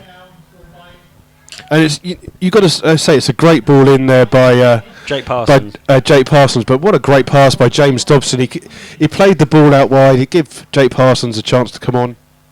As this is Pete. This is Pete, who's famous for being a Slough fan, but for sometimes the wrong reasons. And he's got coming past us with a broken leg. Why is he famous for being Slough, but for the wrong reasons? Let's just say that at a game against Gosport, he ran on the pitch when we scored. And Did he have any clothes on? no, he had clothes on, but unfortunately, that kind of stuff gives you a fine. Oh, does it? As Hollis comes across, tries to hit the ball clear, does it on his second attempt, and helped on its way by Parsons. Driven back down the line, O'Malley picks it up just on the halfway line. This goal is exactly what the game needed. There is another story about Pete, but not one that we can broadcast, I'm afraid. So maybe when we go to Cork for our end of season shindig, I can tell everyone that story. Hitchin still on the attack, and it's Lench who seems to have been very influential in this game. I think he's come and playing more up front. You said 11 Lewis Roll seems to be playing like a more centre mid, and Lench is the person that seems to be getting forwards more. But he's coming into the game down this right hand side, and obviously maybe the fact that James Dobson doesn't defend as well as maybe he could do, that's what they're trying to do. I think it's a fairly kind of fluid system, as a lot of teams adopt us. Hitchin do well, and that's a unfortunate shot there from Rolfe. from 35 yards right hand side of goal. It bobbled up on his left foot just before he hit it, and it almost went in the direction of the far floodlight on that right hand side and safely out for a goal kick. So Slough need to consolidate for a short period. They've taken the lead, perhaps slightly against the run of form so far in this game. Well, yeah, for the game maybe, but a great header from Ed Smith, clinical finish. great crossing from Jake Parsons. He's even got a Spider-Man towel as well, Spider-Man. Spider-Man has I just stuck it on his head. And they're hiding under it to keep warm, but once again, attacking down the right-hand side are Hitchin, and Dobson tries to just keep that in with the aid of Parsons, but Lench seems to be everywhere. Yeah, swish on, thrown lads. in by Malley, and Malley to the feet of Rolf all the way back to Anne, and off Anne's shin, and it only finds Fraser on the far side, whose first-time ball doesn't find its intended target. Billy Jeffries has dived in, and he's but it's great defending back by Fraser, who's pushed Peacock off the wide, but it's into Lench. Lench is still in the Slough box, left foot. Good block. Blocked by Parsons, and comes away with Fraser, who did excellent defending to get Jeffries out of trouble, because Jeffries committed. And once again on the right hand side, Jake Parsons is in acres of space. He was calling for it again, but it's at the moment down in the left corner. Up with Ed's done well to win a corner there off Dan Webb. Yeah, and it will be an attacking corner from Slough down in that left hand side. We've played 8 minutes of the second half. Yeah, I mean, Jake Parsons, we've said as Burnham equalised at Weymouth, but Jake Parsons getting more in the game, and he's got ability to put a fantastic cross in. He's done that a couple of times today, one of them obviously for the goal, but maybe he needs to shout a little bit louder to get people to notice that he's unmarked on that far side. Plenty of movement in and around the box. Once again, Hollis has called it. It's a bit dark down there. The floodlights could be with doing a bit stronger. It's flashed across just over the head of John Ade, and it's now got Jeffries. Jake Parsons hooks the ball into the edge of the box, but Slough give it away, and it will give Hitchin the opportunity to counter. But it's through to the feet of Jake Parsons. Ryan Parsons takes a touch all the way back to Somerville, whose first-time clearance is sliced slightly, but it'll be kept in on the far side. Given away, though, to Noon. And once again, now Hitchin looking hungry, looking bright, and they play the ball through. It's a lovely pass to Lench. Parsons was playing him on forward. Lench chips it over, and it's inches over the line. Hitchin looking dangerous. Yeah, I think that Lench tried to cross that one, and he's just hit it over, and Jake thought he was going to cross it. It's just gone over the top with Peacock in the centre, totally unmarked. And Lench has mostly chosen the wrong option there, or at least maybe... I don't know. It may have been like that goal scored earlier in this season by Biggleswade in terms that it was a cross, but he it may have sliced in. Yes, so it's 1-0 to Slough. We've played almost 10 minutes of the second half here. Slough going into the game going into half-time goalless, which doesn't happen that often. They've got a clean sheet at the moment. Somerville clears that ball long. Dobson underneath it, heads up in the air, Rumble, plenty of time, heads the ball on again, and Dobson rises well to go up against O'Malley, but ball spending a bit of time in the air, and Jeffries battling up against Martin, but he's flicked it onto Peacock, and Peacock, heavy touch off his knee there, has Hollis up against him, stops the ball, but Parsons chips it down the line, and it's out of play for a throw-in, an attacking throw-in in the right-hand half to Hitchin. Yeah, but it's going to be O'Malley in front of us to take the throw, and well closed down by McClurg. Ball far out left to Noon, who is playing very, very wide left, and Parsons just doing well to try and chase him. Wonder how long Jake Parsons will last. His match fitness hasn't always been that great, but if you can get another kind of 10 minutes out of him or so, he'll do well before we need to look at the bench. But ball played forward, safely guided back through the head of Webb all the way to the keeper, Herlock, and it bowls the ball out to Anne, and Anne, long lofted ball down in the angle, and keepers scream for it, but it was quite a late scream, and he's guided it all the way out for a goal kick. But Hitchin playing a bit more directly now. Well, yeah, I mean, not from the keeper though. He seems to be rolling the ball out more, and the longer ball seems to be coming from either Anne or Webb, his fellow centre back. So just like maybe Hitchin are just trying to draw Slough out, or a little bit from where they're sitting at the moment, just to try and get a bit of space behind the back four. That's what they're looking for, is trying to get it into the channel. As Anne wins a header totally unmarked, as does Rumbold. And the ball given away to Dobson. Through to Smith, who turns well. Lovely pass out to Sean Fraser on the right. He's played the wrong choice there. Should have played that wide to Jake Parsons, but Histon come away with the ball with Noon. It just seemed that Noon just got clipped there by Fraser, but now poorly given away by Rumble on the halfway line, and it was Lench with plenty of grass ahead of him, picking up steam with his orange boots, runs past Parsons, but Parsons does well to bundle him off the ball, and Jeffries clears up the danger. And well won by Dobson, whose accurate headed pass across to Jake Parsons is a thing of beauty. Yeah, Jake Parsons getting more and more into the game, isn't he? He's seeing a lot of the ball in this second half. He's in the middle, and I think it's probably some instructions. Nice little flick. A flick by Johnny Dye doesn't quite come off, and he ushers the ball out, and Hitchin now on the far side. A bit of a foot race now, but Rumbold's come all the way back, clears, slides in, puts the ball out the ground. It's stuck up in a tree on the far side. But Slough's certainly not comfortable at 1-0. What's that we got on? I'm just having a look at Rebels and seeing what's happening. If there's any he's playing with his Twitter.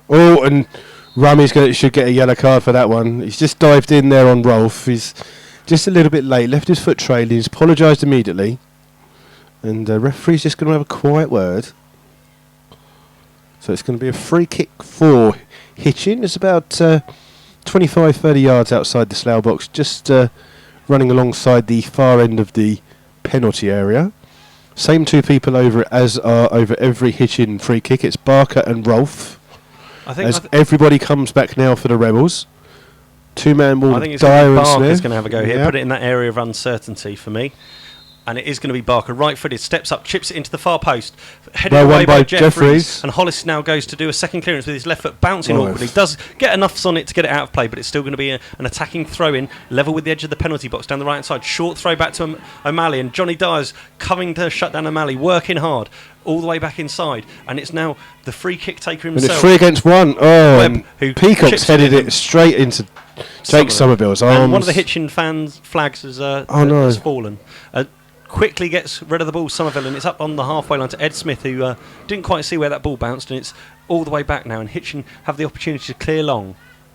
And it's flicked on by a combination of Peacock and Hollis, and Dobbo will come to the near side, just managed to keep it in, shut down by Peacock, but plays a high diagonal ball, and it's in the direction of Anne, who gets up well with his header to O'Malley. O'Malley's first touch is heavy, headed on by McClurg to Ed Smith, gets it back, and McClurg driving forward, plays a nice little ball into the feet of Johnny Dyer. Johnny Dyer back to Ed Smith, but he's going to get his pocket picked. Yeah, and then that's a terrible tackle. That's a terrible tackle by Ed Smith. Play on and given the ball away. Yeah, that was a poor tackle by Ed Smith. Not particularly dirty, but it wasn't. It was a skiving tackle from behind, maybe. Yeah. But and once again, Dobbo's tried to play a Hollywood ball across pitch, and thankfully Peacock up against Hollis showing his pace, but Hollis comes across well, cuts that ball out, and Hollis making a strong return to the team. Yeah, no sign of the injuries an illness that he's had for the last few games that made him miss out. But I think he's hungry as well. You know, he wasn't necessarily guaranteed the game. Don't be silly. Hungry to play, which is a real positive, I think. Yeah, as second substitute, as first substitute, it's Johnny Dyer coming off. Johnny Dyer and Scott Harris is coming on. Scott Harris is coming, and that's in the 60th minute. So Johnny Dyer having a bit of a rest. He did seem a little bit tired, not quite up to his usual standards, Johnny. No, but he played up front on Tuesday night on his own, didn't he, for majority of the game, so he's done a lot of running around. It'll be interesting to see how fit Scott Harris is as Hitchin break into the box. And it's equaliser. And it's Lench who gets the ball after it was headed down by that man Martin once again, headed down, edge of the box on the floor, Slough asleep, and immediately in the... That is not what you call a good substitution, is it? No, if there's the opposite of it, but Lench adding to his already good performance by from centre of the goal, probably 16, 17 yards out, drilled it low past Somerville. And you've got to say again, it's poor marking by Slough because there was only 3 Hitchin players inside the box, and the 5 Slough defenders have managed to let the ball fall to him, and he's finished it well. Yeah, so is the momentum now with Hitchin? They're probably back to level where they should be, and the ball's now back with Ryan Parsons. Long diagonal ball, Hatchett's after it, but headed away by O'Malley, and now flicked on its way further by Barker. Slough and Anne, big commanding header, but heads it only as far as McClurg. And it's won again by the back of Webb, and Webb... The ball's spending a lot of time in the air. Webb and Rumbold, isn't it? Yeah, it's the Webb and Rumbold show as Fraser comes in field, passes it out to Jake Parsons on the very far touchline, drives in a great crossfield ball. It's in the direction of Ed Smith and slices it. It's to Dobson. Dobson tries to take a touch. It's a heavy touch, but Slough, this game is really open now. As Ryan Parsons giving it away to the goal scorer, Lench. And Lench is really doing well done, James Dobson. Great tackle there by James Dobson. Looks for again a crossfield Hollywood ball to Ed Smith, who cushioned header in the direction of Scott Harris. Doesn't quite come off. And Slough get the ball at the back with Fraser down inside of his dugout. This game's spunk to life now. Yeah, it has indeed. That equaliser certainly brought this game for life, and it's Jake Parsons running in to get the ball. Webb clears well. Webb clears out in the far corner, so Guy Hollis will go forward, I would expect. Take a long throw. Jeffries, the big figure's going in as well.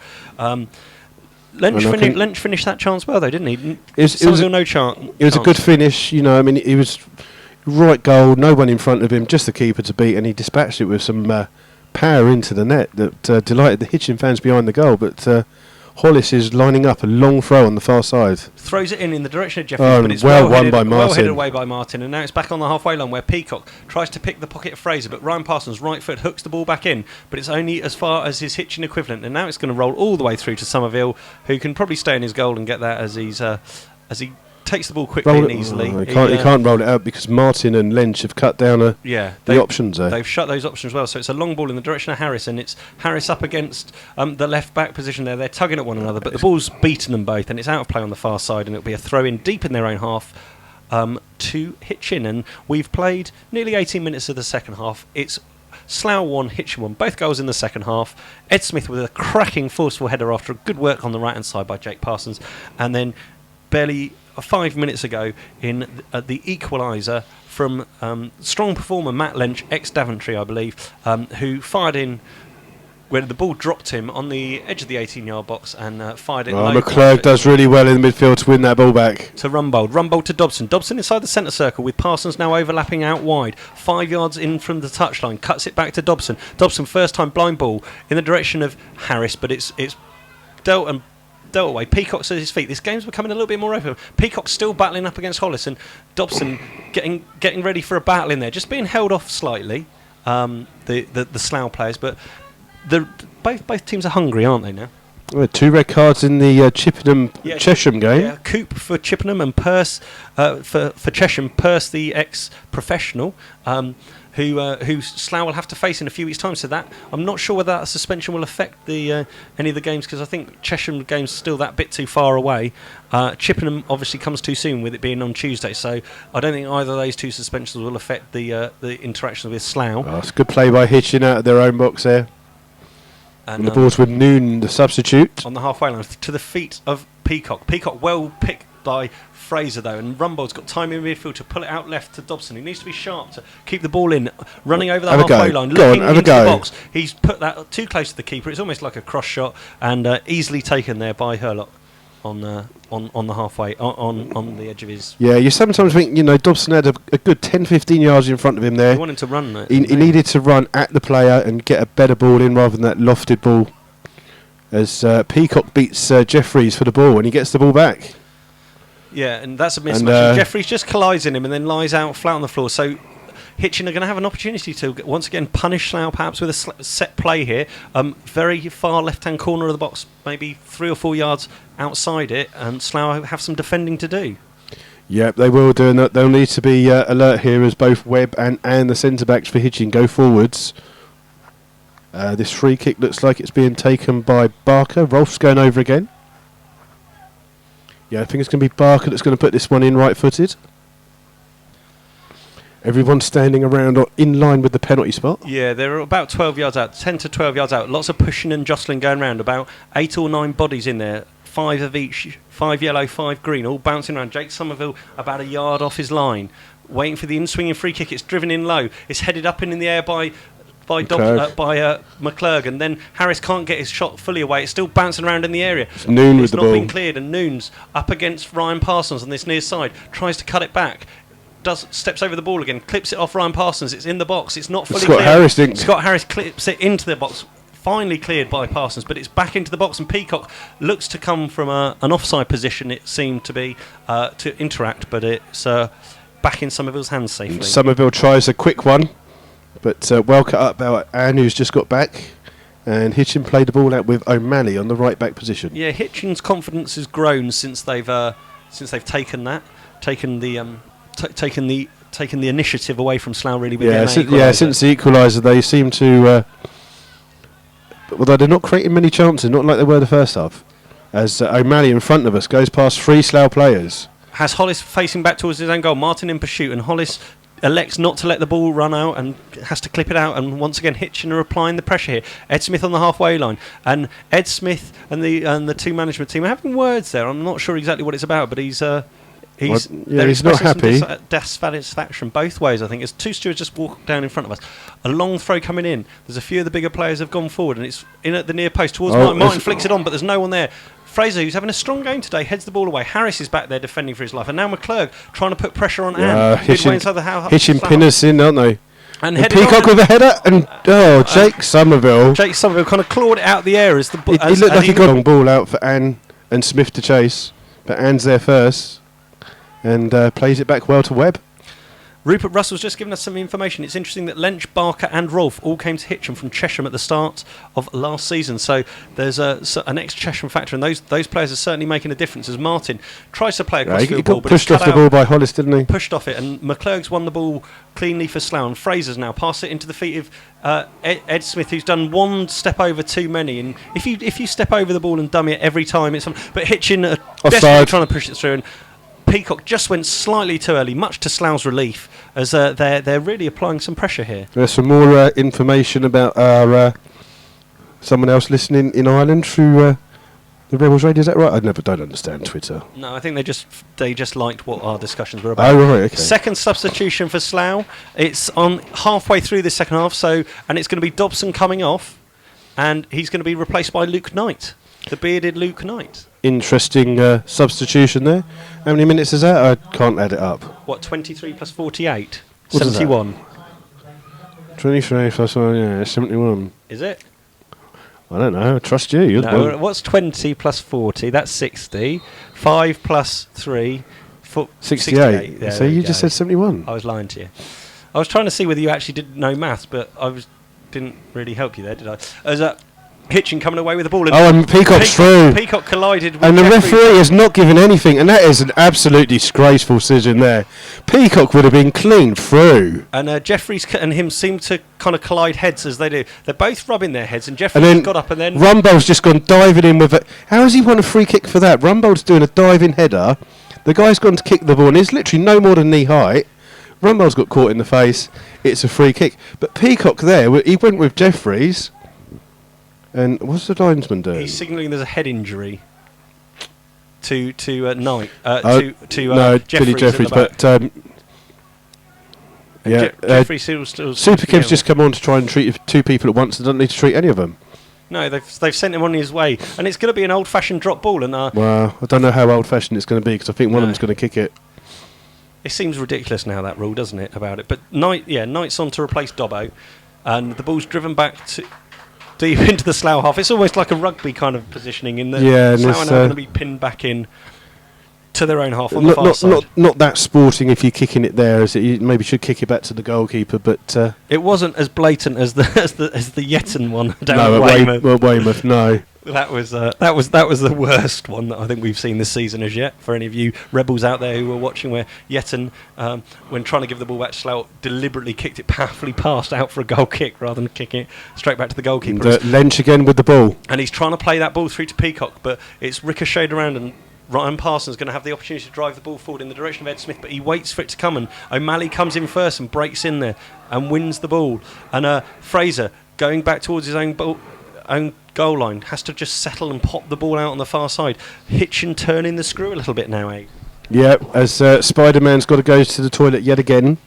His crime fight is not going to be good if he keeps taking all these toilet breaks, is it? No, I never knew that Spider-Man had such a weak bladder. As Webb gets the ball played back into him, just inside the Slough half. It's been played away round nicely, and Martin just loses the ball there, and it's with McClurg. McClurg lays it off nicely for Jake Parsons. Jake Parsons over the halfway line, cuts back inside. He hasn't got a lot of support. He's doing well to shoot. He's got three men on him, hasn't he? Two players around him, and he runs the ball out of time on the halfway line and concedes. Slough have rolled two of their dice. They've brought off Dobson and Dyer. And I think they're going to make another substitution. It's going to be Jake Parsons off. Yeah, Jake Parsons coming off, and on comes Adrian Sit on. But Jake Parsons, I think... What's this? This is 71 minutes now, is it? Or you just yeah, it is actually 71 minutes this time, so you're actually right. That was just a bit of a lucky guess, I think. But so is Sear going to go out and play on the right-hand side of midfield? It does look like he's going to play wide right, doesn't it? So it's almost as if Slough have got four centre midfielders on at the moment. Well, they have, haven't they? Yeah, I know it's making you choke, but... Four traditional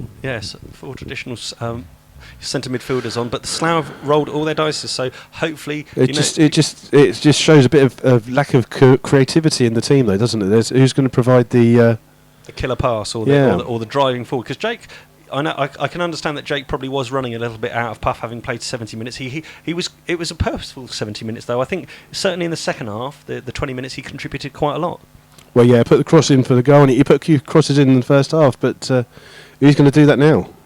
Well, we'll have to see as Slough come away with the ball, and McClurg pokes it on in the direction of Sear, and Sear gets his first few... Ryan Parsons. Speedily advancing down the left wing, tries to put the cross in, it's blocked though well, and cleared by Hitchin up towards the halfway line, and Luke Knight trying to get in the game, and as is Adrian Sear. They're both battling around in the centre of the park, just forcing Hitchin to go back, and it's going to be Corrin over the halfway line. Looks to chip a little bit looks through as to if Martin. I mean, Luke Knight just filling in for left back Ryan Parsons, who's gone up the pitch there. Yeah, so Luke Knight's... But look, it's 4 players marking 1 striker. Yeah, because it does seem to be that Martin is dropping that little bit deeper, isn't he, to come and get the ball and to flick it on in the direction of Peacock. Well won there by Jeffries, and no control of the ball at the moment from either side. It's bouncing around in there. The substitutes are yet to take it no one's putting the foot on the ball and controlling the game for Slough. For either team at the moment, I would say they're just playing a lot of aerial balls at the moment. As you could Hitchin play another ball in behind Jeffries, and it's to Peacock. Hollis comes across well, heads the ball out towards the Bergavar, and it will be an attacking throw to Hitchin. But yeah, the quality seems to have suffered over this last 5 minutes. Yeah, it has indeed. I mean, Lench who'd got into the game, just having a bit of a quiet spell for Hitchin at the moment, but. Yeah, Slough just not since the goal. They haven't really done a lot, have they? No. That's right. You have your Lucas, don't worry. I was having a drink. Well, and it's a ball across there by the man Lench, who's just knocked that one too far over as the Hitchin fans put their hands in despair. But it's still 1-1, and we're into the last 20 minutes. 17 minutes. Well, there's probably 20 minutes in total, isn't there? You're expecting there'll be about 48, 49 minutes, I would think. So you've probably got 20 minutes left. Slough just lacking that spark. They need to perhaps go up the gears a little bit here. They don't seem their usual energetic selves out there. Yeah, they're just lacking a little bit in midfield to win. As Parsons calls for that ball but doesn't get to it, and now it's cleared long by Jeffries up in the direction of new right winger. Rumbold is playing right wing by the looks of it. Yeah, it does look like Rummy's out there, and Searsy's in the middle, playing deeper and letting McClurg go forward a little bit more. So Slough are still playing 4-4-2, and Hitchin are coming away with the ball. O'Malley galloping on ahead in front of us, just cuts back and looks to chip the ball in. Jeffries got to be alert to this and clears the ball well. Once again, another attacking throw to Hitchin, who penning Slough back a little bit, and the Hatchet hasn't been in the game yet, has he? No, he hasn't, and it doesn't look like Hitchin are making any kind of substitution. No one warming up for them. It's Luke Knight just gets his shirt tugged there, and then Parsons just clipped a player, but there's a throw into Slough on the far side. Yeah, Rolf just wondering why he didn't get a free kick, but I think Slough should have got a free kick there. Oh, not that Rolf. Okay, sorry. Wrong person. Yeah, we shouldn't mention him. God, if we get litigated for talking about people's wages, we certainly can't talk about artists, can we? As Hollis rises well. Solid game he's had so far. He rises twice to try and head the ball away from Peacock. Sear just gets lent off it by Martin, and Martin's then down on the floor. Loves a physical battle, doesn't he? I just wonder if Scott Harris is still carrying the knock, because he doesn't seem to be moving very well. No, there's a ball's crossed in. Peacock. Martin had a chance. But he took it off his fellow teammate's head as Jeffries was just out-jumped there by Peacock. We are in the final 15 minutes of regular time here. Please do contact us at MyFC Rebels Radio. Let us know what you're doing. Any Hitchin fans out there, welcome along. Hope you're enjoying this commentary. Hope my friend here, Ade, to my left-hand side, is not being too biased for you. Please let us know your thoughts and feelings. Of course, should never be that. Arsley 1, Cirencester 0. That's Arsley haven't won that many games at home this season, so that would be a good day at the office for them. As the ball's repelled, Hollis underneath it, heads it up in the air, headed back inside. The ball's playing in a lot of time in the air. Peacock tries to get it down, puts it over the corner, and it's Lench now up against Hollis, but Hollis does well. He's using his strength, and Lench has kept it in. And then Hollis volleys it. Great pass to the feet. Good touch there by Knight, and Knight now sets it on the way for Ed Smith, but well defended by Webb. Puts the ball out. Slough will have an opportunity to just pull their lines up a little bit. Yeah, but there's no width for them to exploit, is there? No one in the wide positions for Slough. And Harris doesn't seem to be, as you say, travelling quite like his normal self. From what I understand the injury to be, I think he's flicked the ball on well in the direction of Ed Smith, cut out by Anne, but now it will fall to Fraser, whose first time pass finds Rumbold out on the right-hand side. Low ball in towards the near post, sliced out by Webb, and it's a Slough corner. It's got to be one of the first of the game for Slough, isn't it? No, we've had a few in this half. Dobson had a couple, and Did he? I think there was a few in the first half. Not too many, though. Our Bakewell tarts are still in situ. What are we going to do with them? I'm going to take mine home. Actually, I'm going to go down the pub after this and watch Arsenal Man United. So I might just annoy people in the pub by eating a Bakewell tart in front of them as well. So corners now, I think, to be taken.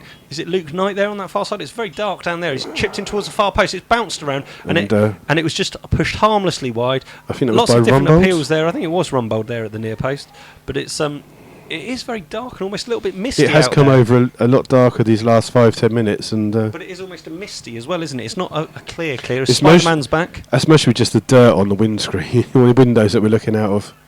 Yeah, Spider-Man's back in the game Yep, back to crime fight.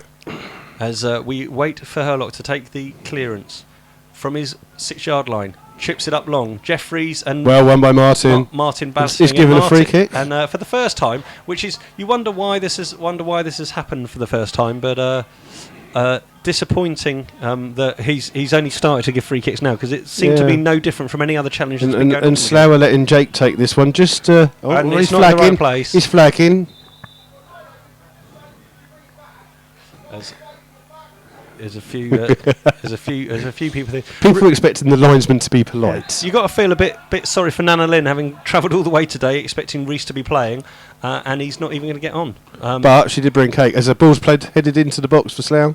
But it's away, and that was a handball. The referee was within 2 yards of that. How did he not see that handball? That was the most blatant handball I think I've seen. Yeah, even the Histon players stopped for that one. As the ball's out with Luke Knight on the halfway line, I cannot believe that handball by Rolf. He controlled it and pushed it forward, literally within feet of Farry's, and he was looking directly at him. There was no other player anywhere near. Anyway, as Fraser tries a clever ball around the corner, but it doesn't work, and so it's a long ball by Jeffries, and Scott Harris Scott chasing. Harris is after it in that corner. He's going to have a physical battle with Webb, and he's Oh, done well. almost. He almost did very well. He battered into Webb, but didn't into Webb. Oh, just see what I've done there. Anyway, So we've got Spider-Man here, and we've got Webb playing.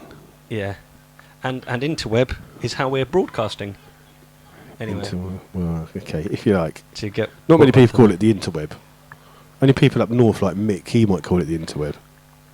I don't think Mick can count or spell or talk. We haven't seen him for ages. Is he still alive? Has anyone actually heard? Is he still stuck up that Truro gantry? Yeah, I think is that he where might you've still left be in him? Truro. Yeah, I think that's hopefully where he is. As Knight goes in with a crunching tackle on Peacock. Peacock still deep in the Slough half. Back to O'Malley. O'Malley shut down by Knight. Knight turns his back and it's driven in, and Somerville does well. Gathers it on the half volley and looks to try and set it on its way quickly. But there's no options for him. And look, when you look up front, Harris and Smith are almost up front holding hands. They're not actually holding hands. I said almost. As Anne takes the control on his chest from the long clearance and plays a simple ball out to the right back, chips it up the line, but it's out of play. It would just allow Slough some respite. And that's, again, the problem is that Anne had the time there. The ball's played up front. He's got the time to chest it down, control it, and play the ball out, and not a single Slough player anywhere near him. Slough Town 1, Hitchin Town 1. We've played 80 minutes here at Holloway's Park. Slough taking the lead from an Ed Smith header, but Lench has come back. The ex-Chesham United player has come back and scored a decent goal from towards the edge of the box and given Hitchin some hope, and it's still anyone's game in this last 10 minutes. Yeah, the Hitchin hoodoo still carries on over Slough, as they still can't beat Hitchin. And Slough have finally won a free kick and for a foul on Ed Smith. Yeah. And it's in a dangerous position. Unfortunately, they haven't got that Dobson delivery. They haven't got. Well, the only person that really takes them is Luke Knight, isn't it? Luke going over to take it now. Yeah, Luke Knight going over to take it. It's on the right-hand side of the pitch, 10 yards outside the penalty area, on the far right-hand side, kind of on the edge of the diagonal, you'd say. And Slough sending forward the big players. Their own Hitchin aren't leaving anyone back at all. One of their players is just getting a little bit of treatment on the far side. I can't see who that is. Unless it's one of the substitutes, but no, he's kitted out. Can you see behind? Yeah, I can just about see. Yeah, sorry, Fraser standing. I think he's and either changing his boots or looking at his eye. Perhaps he's got a contact lens issue, or he seems to be doing something to his eye, perhaps, or his nose. He's either putting makeup on or something like that. I don't know. But he's off the pitch at the moment, so Hitchin, I would think, are down to 10 at the moment. As we await this free kick from Luke Knight, it's going to be an outswinging. There's a one-man wall from Hitchin. Plenty of big players up. Billy Jeffries got his arm in the air at the far post. Lots of movement on and around the edge of the 6-yard box. There must be a blanket of 10 or 12 players there. It's drilled in towards the far post. It's in! It's a great header by Jeffries! His second in 2 games! Just as the person stood up in front of us. But Billy Jeffries, I got 2-1 in the prediction league as well, with Ed Smith scoring. Get in. 2-1 and Jeffries. How long have we got left? We've got. Blow up, ref. You can't blow up 9 minutes early. But that was a great ball with pace and whipped into all the far post, and I don't know whether it came cleanly off Jeffrey's head, but he I think smacked it straight in. I think he just threw himself at the ball. And really got some contact on it, but that will appease him after he had an error on the game at Merthyr, which gave a goal away. But Billy Jeffrey's doing well, scoring his first home goal for the Rebels. 2-2. He might as well go up front. But at first, I thought the ball from Luke Knight was way over hit, but Billy Jeffries did so well to get on the end of that, and Slough got 10 minutes to see the game out. Yeah, is that Hitchin player still getting treated on the far side? He is indeed. I think it's a facial. He's not been allowed back on yet, has he? Was it Webb? No. Was it Webb, the centre back? It could have been. Yeah. And that could be quite. He's just going to check him out just to make sure. Yeah, he's got Webb, a bit of wasn't blood. it? And you maybe wonder if Hitchin will be upset about the fact that he wasn't allowed on to defend that set piece, because obviously Hitchin were down to 10 men at the time. But equally now Hitchin have got a set piece, and that man Webb is coming straight on from being treated and being injured, chucking himself into the box. We await a long throw in down on this right hand side. O'Malley with it. It's a poor throw. It's a poor throw, and it's been thrown out for a goal kick, and Slough have the opportunity to clear the ball long. So I think that wasn't Lynch with the throw. I don't think it was Lynch's best. There's quite a few of the fans leave, even though there's maybe 10 minutes to go. Who scored? Everyone else says Jeffries. Everyone knows it was Jeffries that scored. Unless I'm commentating and it was Humphreys. Yeah, or just anyone else who you'd like to do. As it were, but Jake taking the maximum time he can with his goal kick, and he's chipped that one in the direction of the Hitchin bench, and it's nearly hit Lawrence. Oh, poor old Lawrence up there taking a video of the game. It's almost hit him as a few Slough fans start to make their way from that end to beat the rush. Yeah, Hitchin are attacking, and Jeffries, no nonsense, strikes the ball long. Has Ed Smith interested? He's up against Anne, and Ed Smith, it bounces off Anne, but Anne does well to recover. He's had a solid game at the back and plays a long ball forward. Jeffries done well. Controls the ball now, but it's turned Lynch into again. a scramble, and Lynch driving Good forward. tackle, Billy. Great tackle there by Fraser. Was it Fraser? Fraser on that far side. Short ball out to Guy Hollis, I think it is, who chips the ball up the line, and Ed Smith needs wings to get after that as Spider-Man departs. That's Peter Bridle, who's one of the match sponsors for today, along with his Noreen and Ted. As Ryan Parsons does well, wins the ball off Martin, and then a strong tackle coming in. The game's very open, and now Luke Knight's having a run at O'Malley down the right side. He's doing well. He's done well. He's running towards into the box, flicks in the direction of Harris, but it gets cut out. But Luke Knight showing energy in this comeback that he's got. And again, good tackle, Luke. Tackle. A very solid tackle on Webb. Gets a good round of applause from everyone in front of us. He's got blood coming out of his nose because he's got a tissue up there.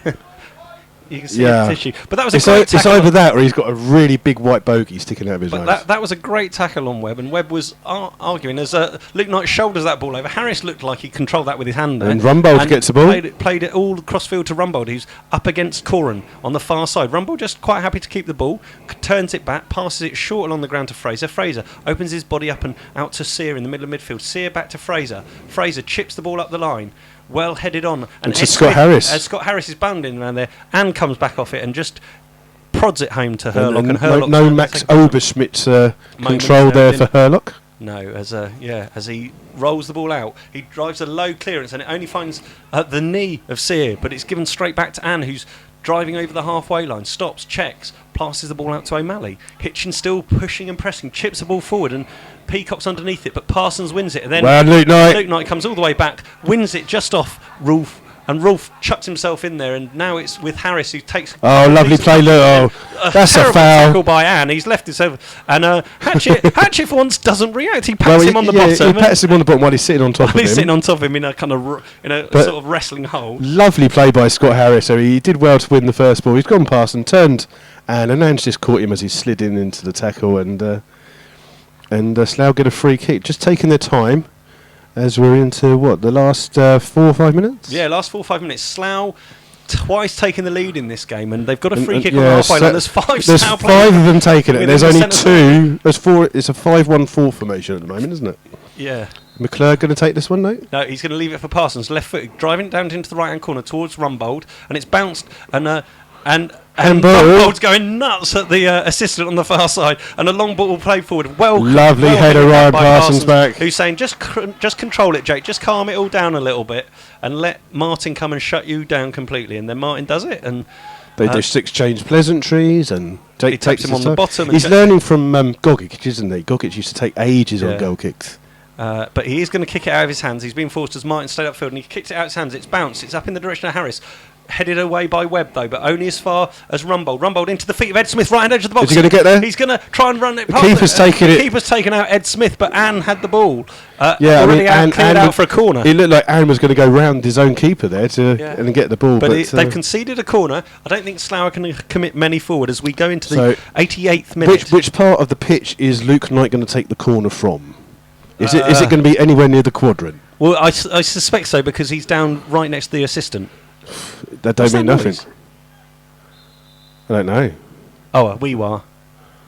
I think that's a police car. Unless you're a 3-year-old grandkid and you know what a wee wah is. Oh. Just to let you know that Spider-Man has left the building.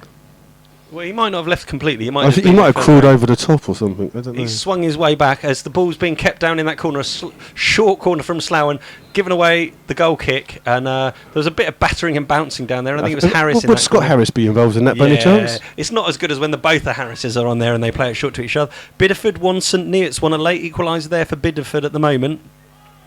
It's Cambridge City 0, Poole Town 2. Hitchin 2-1 down, but they're not throwing players forwards at the moment to try and get back into this.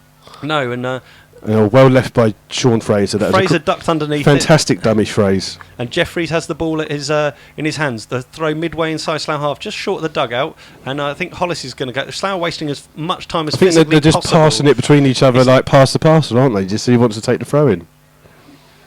And the fans away to our left-hand side start to make a bit of noise, even though they're not in the shelter, which is good to hear. And not many of them there either, is there? No, as ball's hooked clear and long. And poor mistake. Mistaken. And it's Simon Martin. Simon Martin takes it in, but Ryan Parsons again. Brushes. And then for a second tackle, there's a terrible tackle from Parsons after that. He gets nowhere near the ball. Hitchin attacking, they're not offside, they're driving it in towards a corner. Get it. It's a corner. Deflection, and it's a corner, but there was two nightmare moments there. Yeah, there was it's right in front of the referee and he hasn't seen it. Terrible tackle. I mean, he didn't see the handball a minute ago. He went 2-footed into that, didn't he? He did. He caught the player. It was the same kind of tackle that got the player sent off against Porton Rovers, wasn't it? Yeah, exactly. If we'd have had that referee on that day. But Hollis made his first mistake of what's been a good game for Hollis.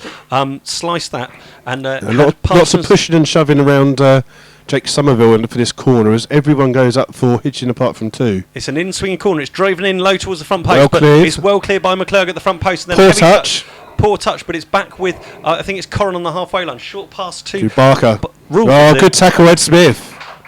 And then Jamie McClurg bursting forward, happy to run the ball down the touchline. Only Rumbold up front, though. Back to Fraser. Fraser just inside his own half, chips it forward in the direction. Ed Smith after it. Corrin heads it inside, and Hitchin have the ball back. They're going to push and pull. But there's no width, and the whole game is being played like in a 10-yard strip of the pitch.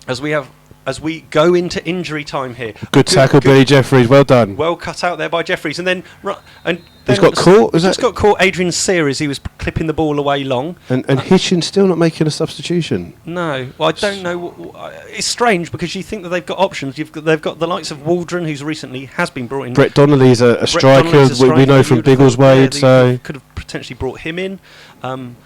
But they haven't. No, bar that half-time substitution where Green was replaced by Billy Jeffries trying to throw the ball on for the free kick and being manhandled by Rolf, I think it was. Ooh, or Noon. Or as you want called No One, yeah. No One. Not being rude to him. Porton Rovers full-time. Rovers 0, Banbury United 0. So that's a 0-0. You don't get many of those, do you? No, Rummy's just let the ball roll off him there. It's a throw-in for Hitchin on the far side. Won by Fraser. And it's bouncing around, and it's a free kick. Free kick. We've played 46 minutes here. We're going into the 47th minute. It looks like the keeper's going to take it. Keeper's quickly getting forward to take it. There's a bit more urgency here. Everybody going forwards for Hitchin now. Squeaky bum time. There's been Slough are leaving too many back. There's been a few 2-2s in this league in this season. As Slough have conceded 2 on a number of occasions, but ball driven in towards the far post. Jeffries underneath it. Somerville's coming. What a strike done! He's flapped completely. He completely Lench down. I think Lench just caught his foot in the ground, didn't he? I'm not sure exactly what happened there, but Somerville came an awfully long way. He's actually won a free kick, and I don't see how. And he came under the ball by a long way. He tried to go for the ball. He's totally misjudged it. And for some strange reason, the referee, John Farries, has decided that that's a free kick to Slough. And I don't know what's happened to him for the last 15 minutes. He's missed every single thing and then given decisions that he shouldn't even give. He's not too pleased with the Hitchin players. They're not happy with some of his decisions. No, but once again, Hitchin have the ball on the halfway line, looking to play a killer ball through his noon, but he's passed it out left to the left back of Corrin over the halfway line, drives the ball in, and it's Peacock underneath it, but Somerville controls and gathers this, goes to deck. We've played 47 minutes here at Holloway. Slough still lead 2-1. We're in the dying seconds here. Have we got a hashtag for our island jaunt yet? No, we haven't. You do something hashtag, isn't it? Corby have lost at Dorchester. That's an interesting result. As the ball's been played through it and it's battling in the midfield. And Sear went with his arm there. He's actually caught Luke Knight. He elbowed Luke Knight in the head. But it's with Parsons, another of the bearded players, up to Ed Smith. Ed Smith flicking it on for Scott Harris. Harris is through in the box. He's tried to pass it across to Ed Smith. Oh, great tackle by Anne. But Slough almost putting this game to bed. But they've got a throw in deep in on the far side. I can't believe that Adrian Sear has just elbowed Jesus in the face. No, I can't believe it. I think that's a naughty thing to do. Yep. If you're asking me. Full-time Chippenham 1, Chesham 1. There's quite a few full-times just coming through at the moment. A lot of these games being draws is good news for Slough. They continue to hold out for the rest of this game. I'm shocked that Corby lost at Dorchester. That's a strange result. Slough keeping it in the far corner and winner. The throw-in's gone to Hitchin somehow. No. That's annoyed the Slough fans down the side there, as they clearly thought that was a Slough ball. But Clerg wins it back. Falls to Luke Knight, who plays the ball forwards. But it's overhit out for a goal kick. That's going to be a goal kick. As we are in the 49th minute here. As the Slough fans refuse to give the ball back, make the goalkeeper go and get it. As Herlock hurries himself up. Herlock hurries. Is the referee going to blow the whistle when he kicks it? He's looking at his watch. I suspect he will. No, he's not. Peacock's Luke Knight wins it. But he wins it, and only O'Malley now has it over on the halfway line. Chests it down. One more final chance perhaps for Hitchin. Flicked inside. O'Malley still overriding. Barker chips it into the box. It's headed on. It's bouncing around in the area. Handball. It's played off Peacock by Hollis, and it falls in the arms of Somerville, who's lying on the floor. Looking at his watch again. Perhaps he's adding a little bit of time on for some of this time wasting. I don't know. Most of the people around us here want the final whistle to go. And there it is, that's the final whistle. So the full-time score is Slough Town 2, Hitchin 1, and the Hitchin Hoodoo is over. The Hitchin Hoodoo is over? That was hard to say. The Hitchin Hoodoo is over. Some other scores coming through. Biddeford 1, St Neots 1, Burnham 1, Weymouth 2, Chippenham 1, Chesham 1, Dorchester 2, Corby 1, Frome 1, Hereford United 3, and Poulton 0, Banbury 0. So we're just waiting for a few other scores. Redditch 2, Histon 0. Thank you ever so much for any of you who've listened. And the match sponsors have made Jake Somerville, the goalkeeper, the man of the match. We've just got to say hello to Nana Lynn because she wants a bowl back. Can we just say on air, Nana Lynn, that was absolutely lovely. You can come again next time. As long as you bring some cake. We do. We do quite often. Yeah, we keep an eye on your messages. Yeah. We love cake, Nana. Thank you ever so much. Thank you very much. Cheers. Bye. So, open invitation to any Slough fans. Cake is always welcome. Dunstable once again lose. They've lost 2-1 at home to Truro. So blimey. A good trip for Truro there in that game. So it's all a bit funny. It's all good. But Slough somehow have come from a poor performance and got 3 points. As the local reporter wants to get some local gossip. He's just going to go off and interview the managers. What did you think of that? I thought they did well in the end. After a very poor first half, I thought they played pretty well in the second half. 2 great goals from Ed Smith and Billy Jeffries.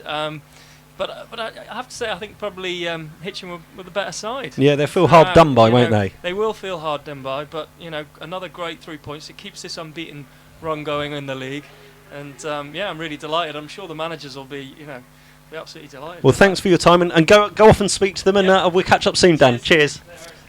As that was the local written press experts. We're just waiting to see what the. Sorry, everyone's just bringing stuff back. You haven't broken my mug, have you? We're just waiting to see on what the Cambridge City Pool score was. Last, I think it was 2-0 to Pool when we last heard. What else did you think about that game, mate? I think what Mr. Darlington was saying was fairly spot on. I think that for a long time Slough were quite poor in the game. Not in open play, they didn't really create a lot. We scored 2 goals from, a great free kick for the second goal and a great cross by Jake Parsons for the first. But apart from that, I think Hitchin were maybe slightly the better team and be disheartened to go away with no points.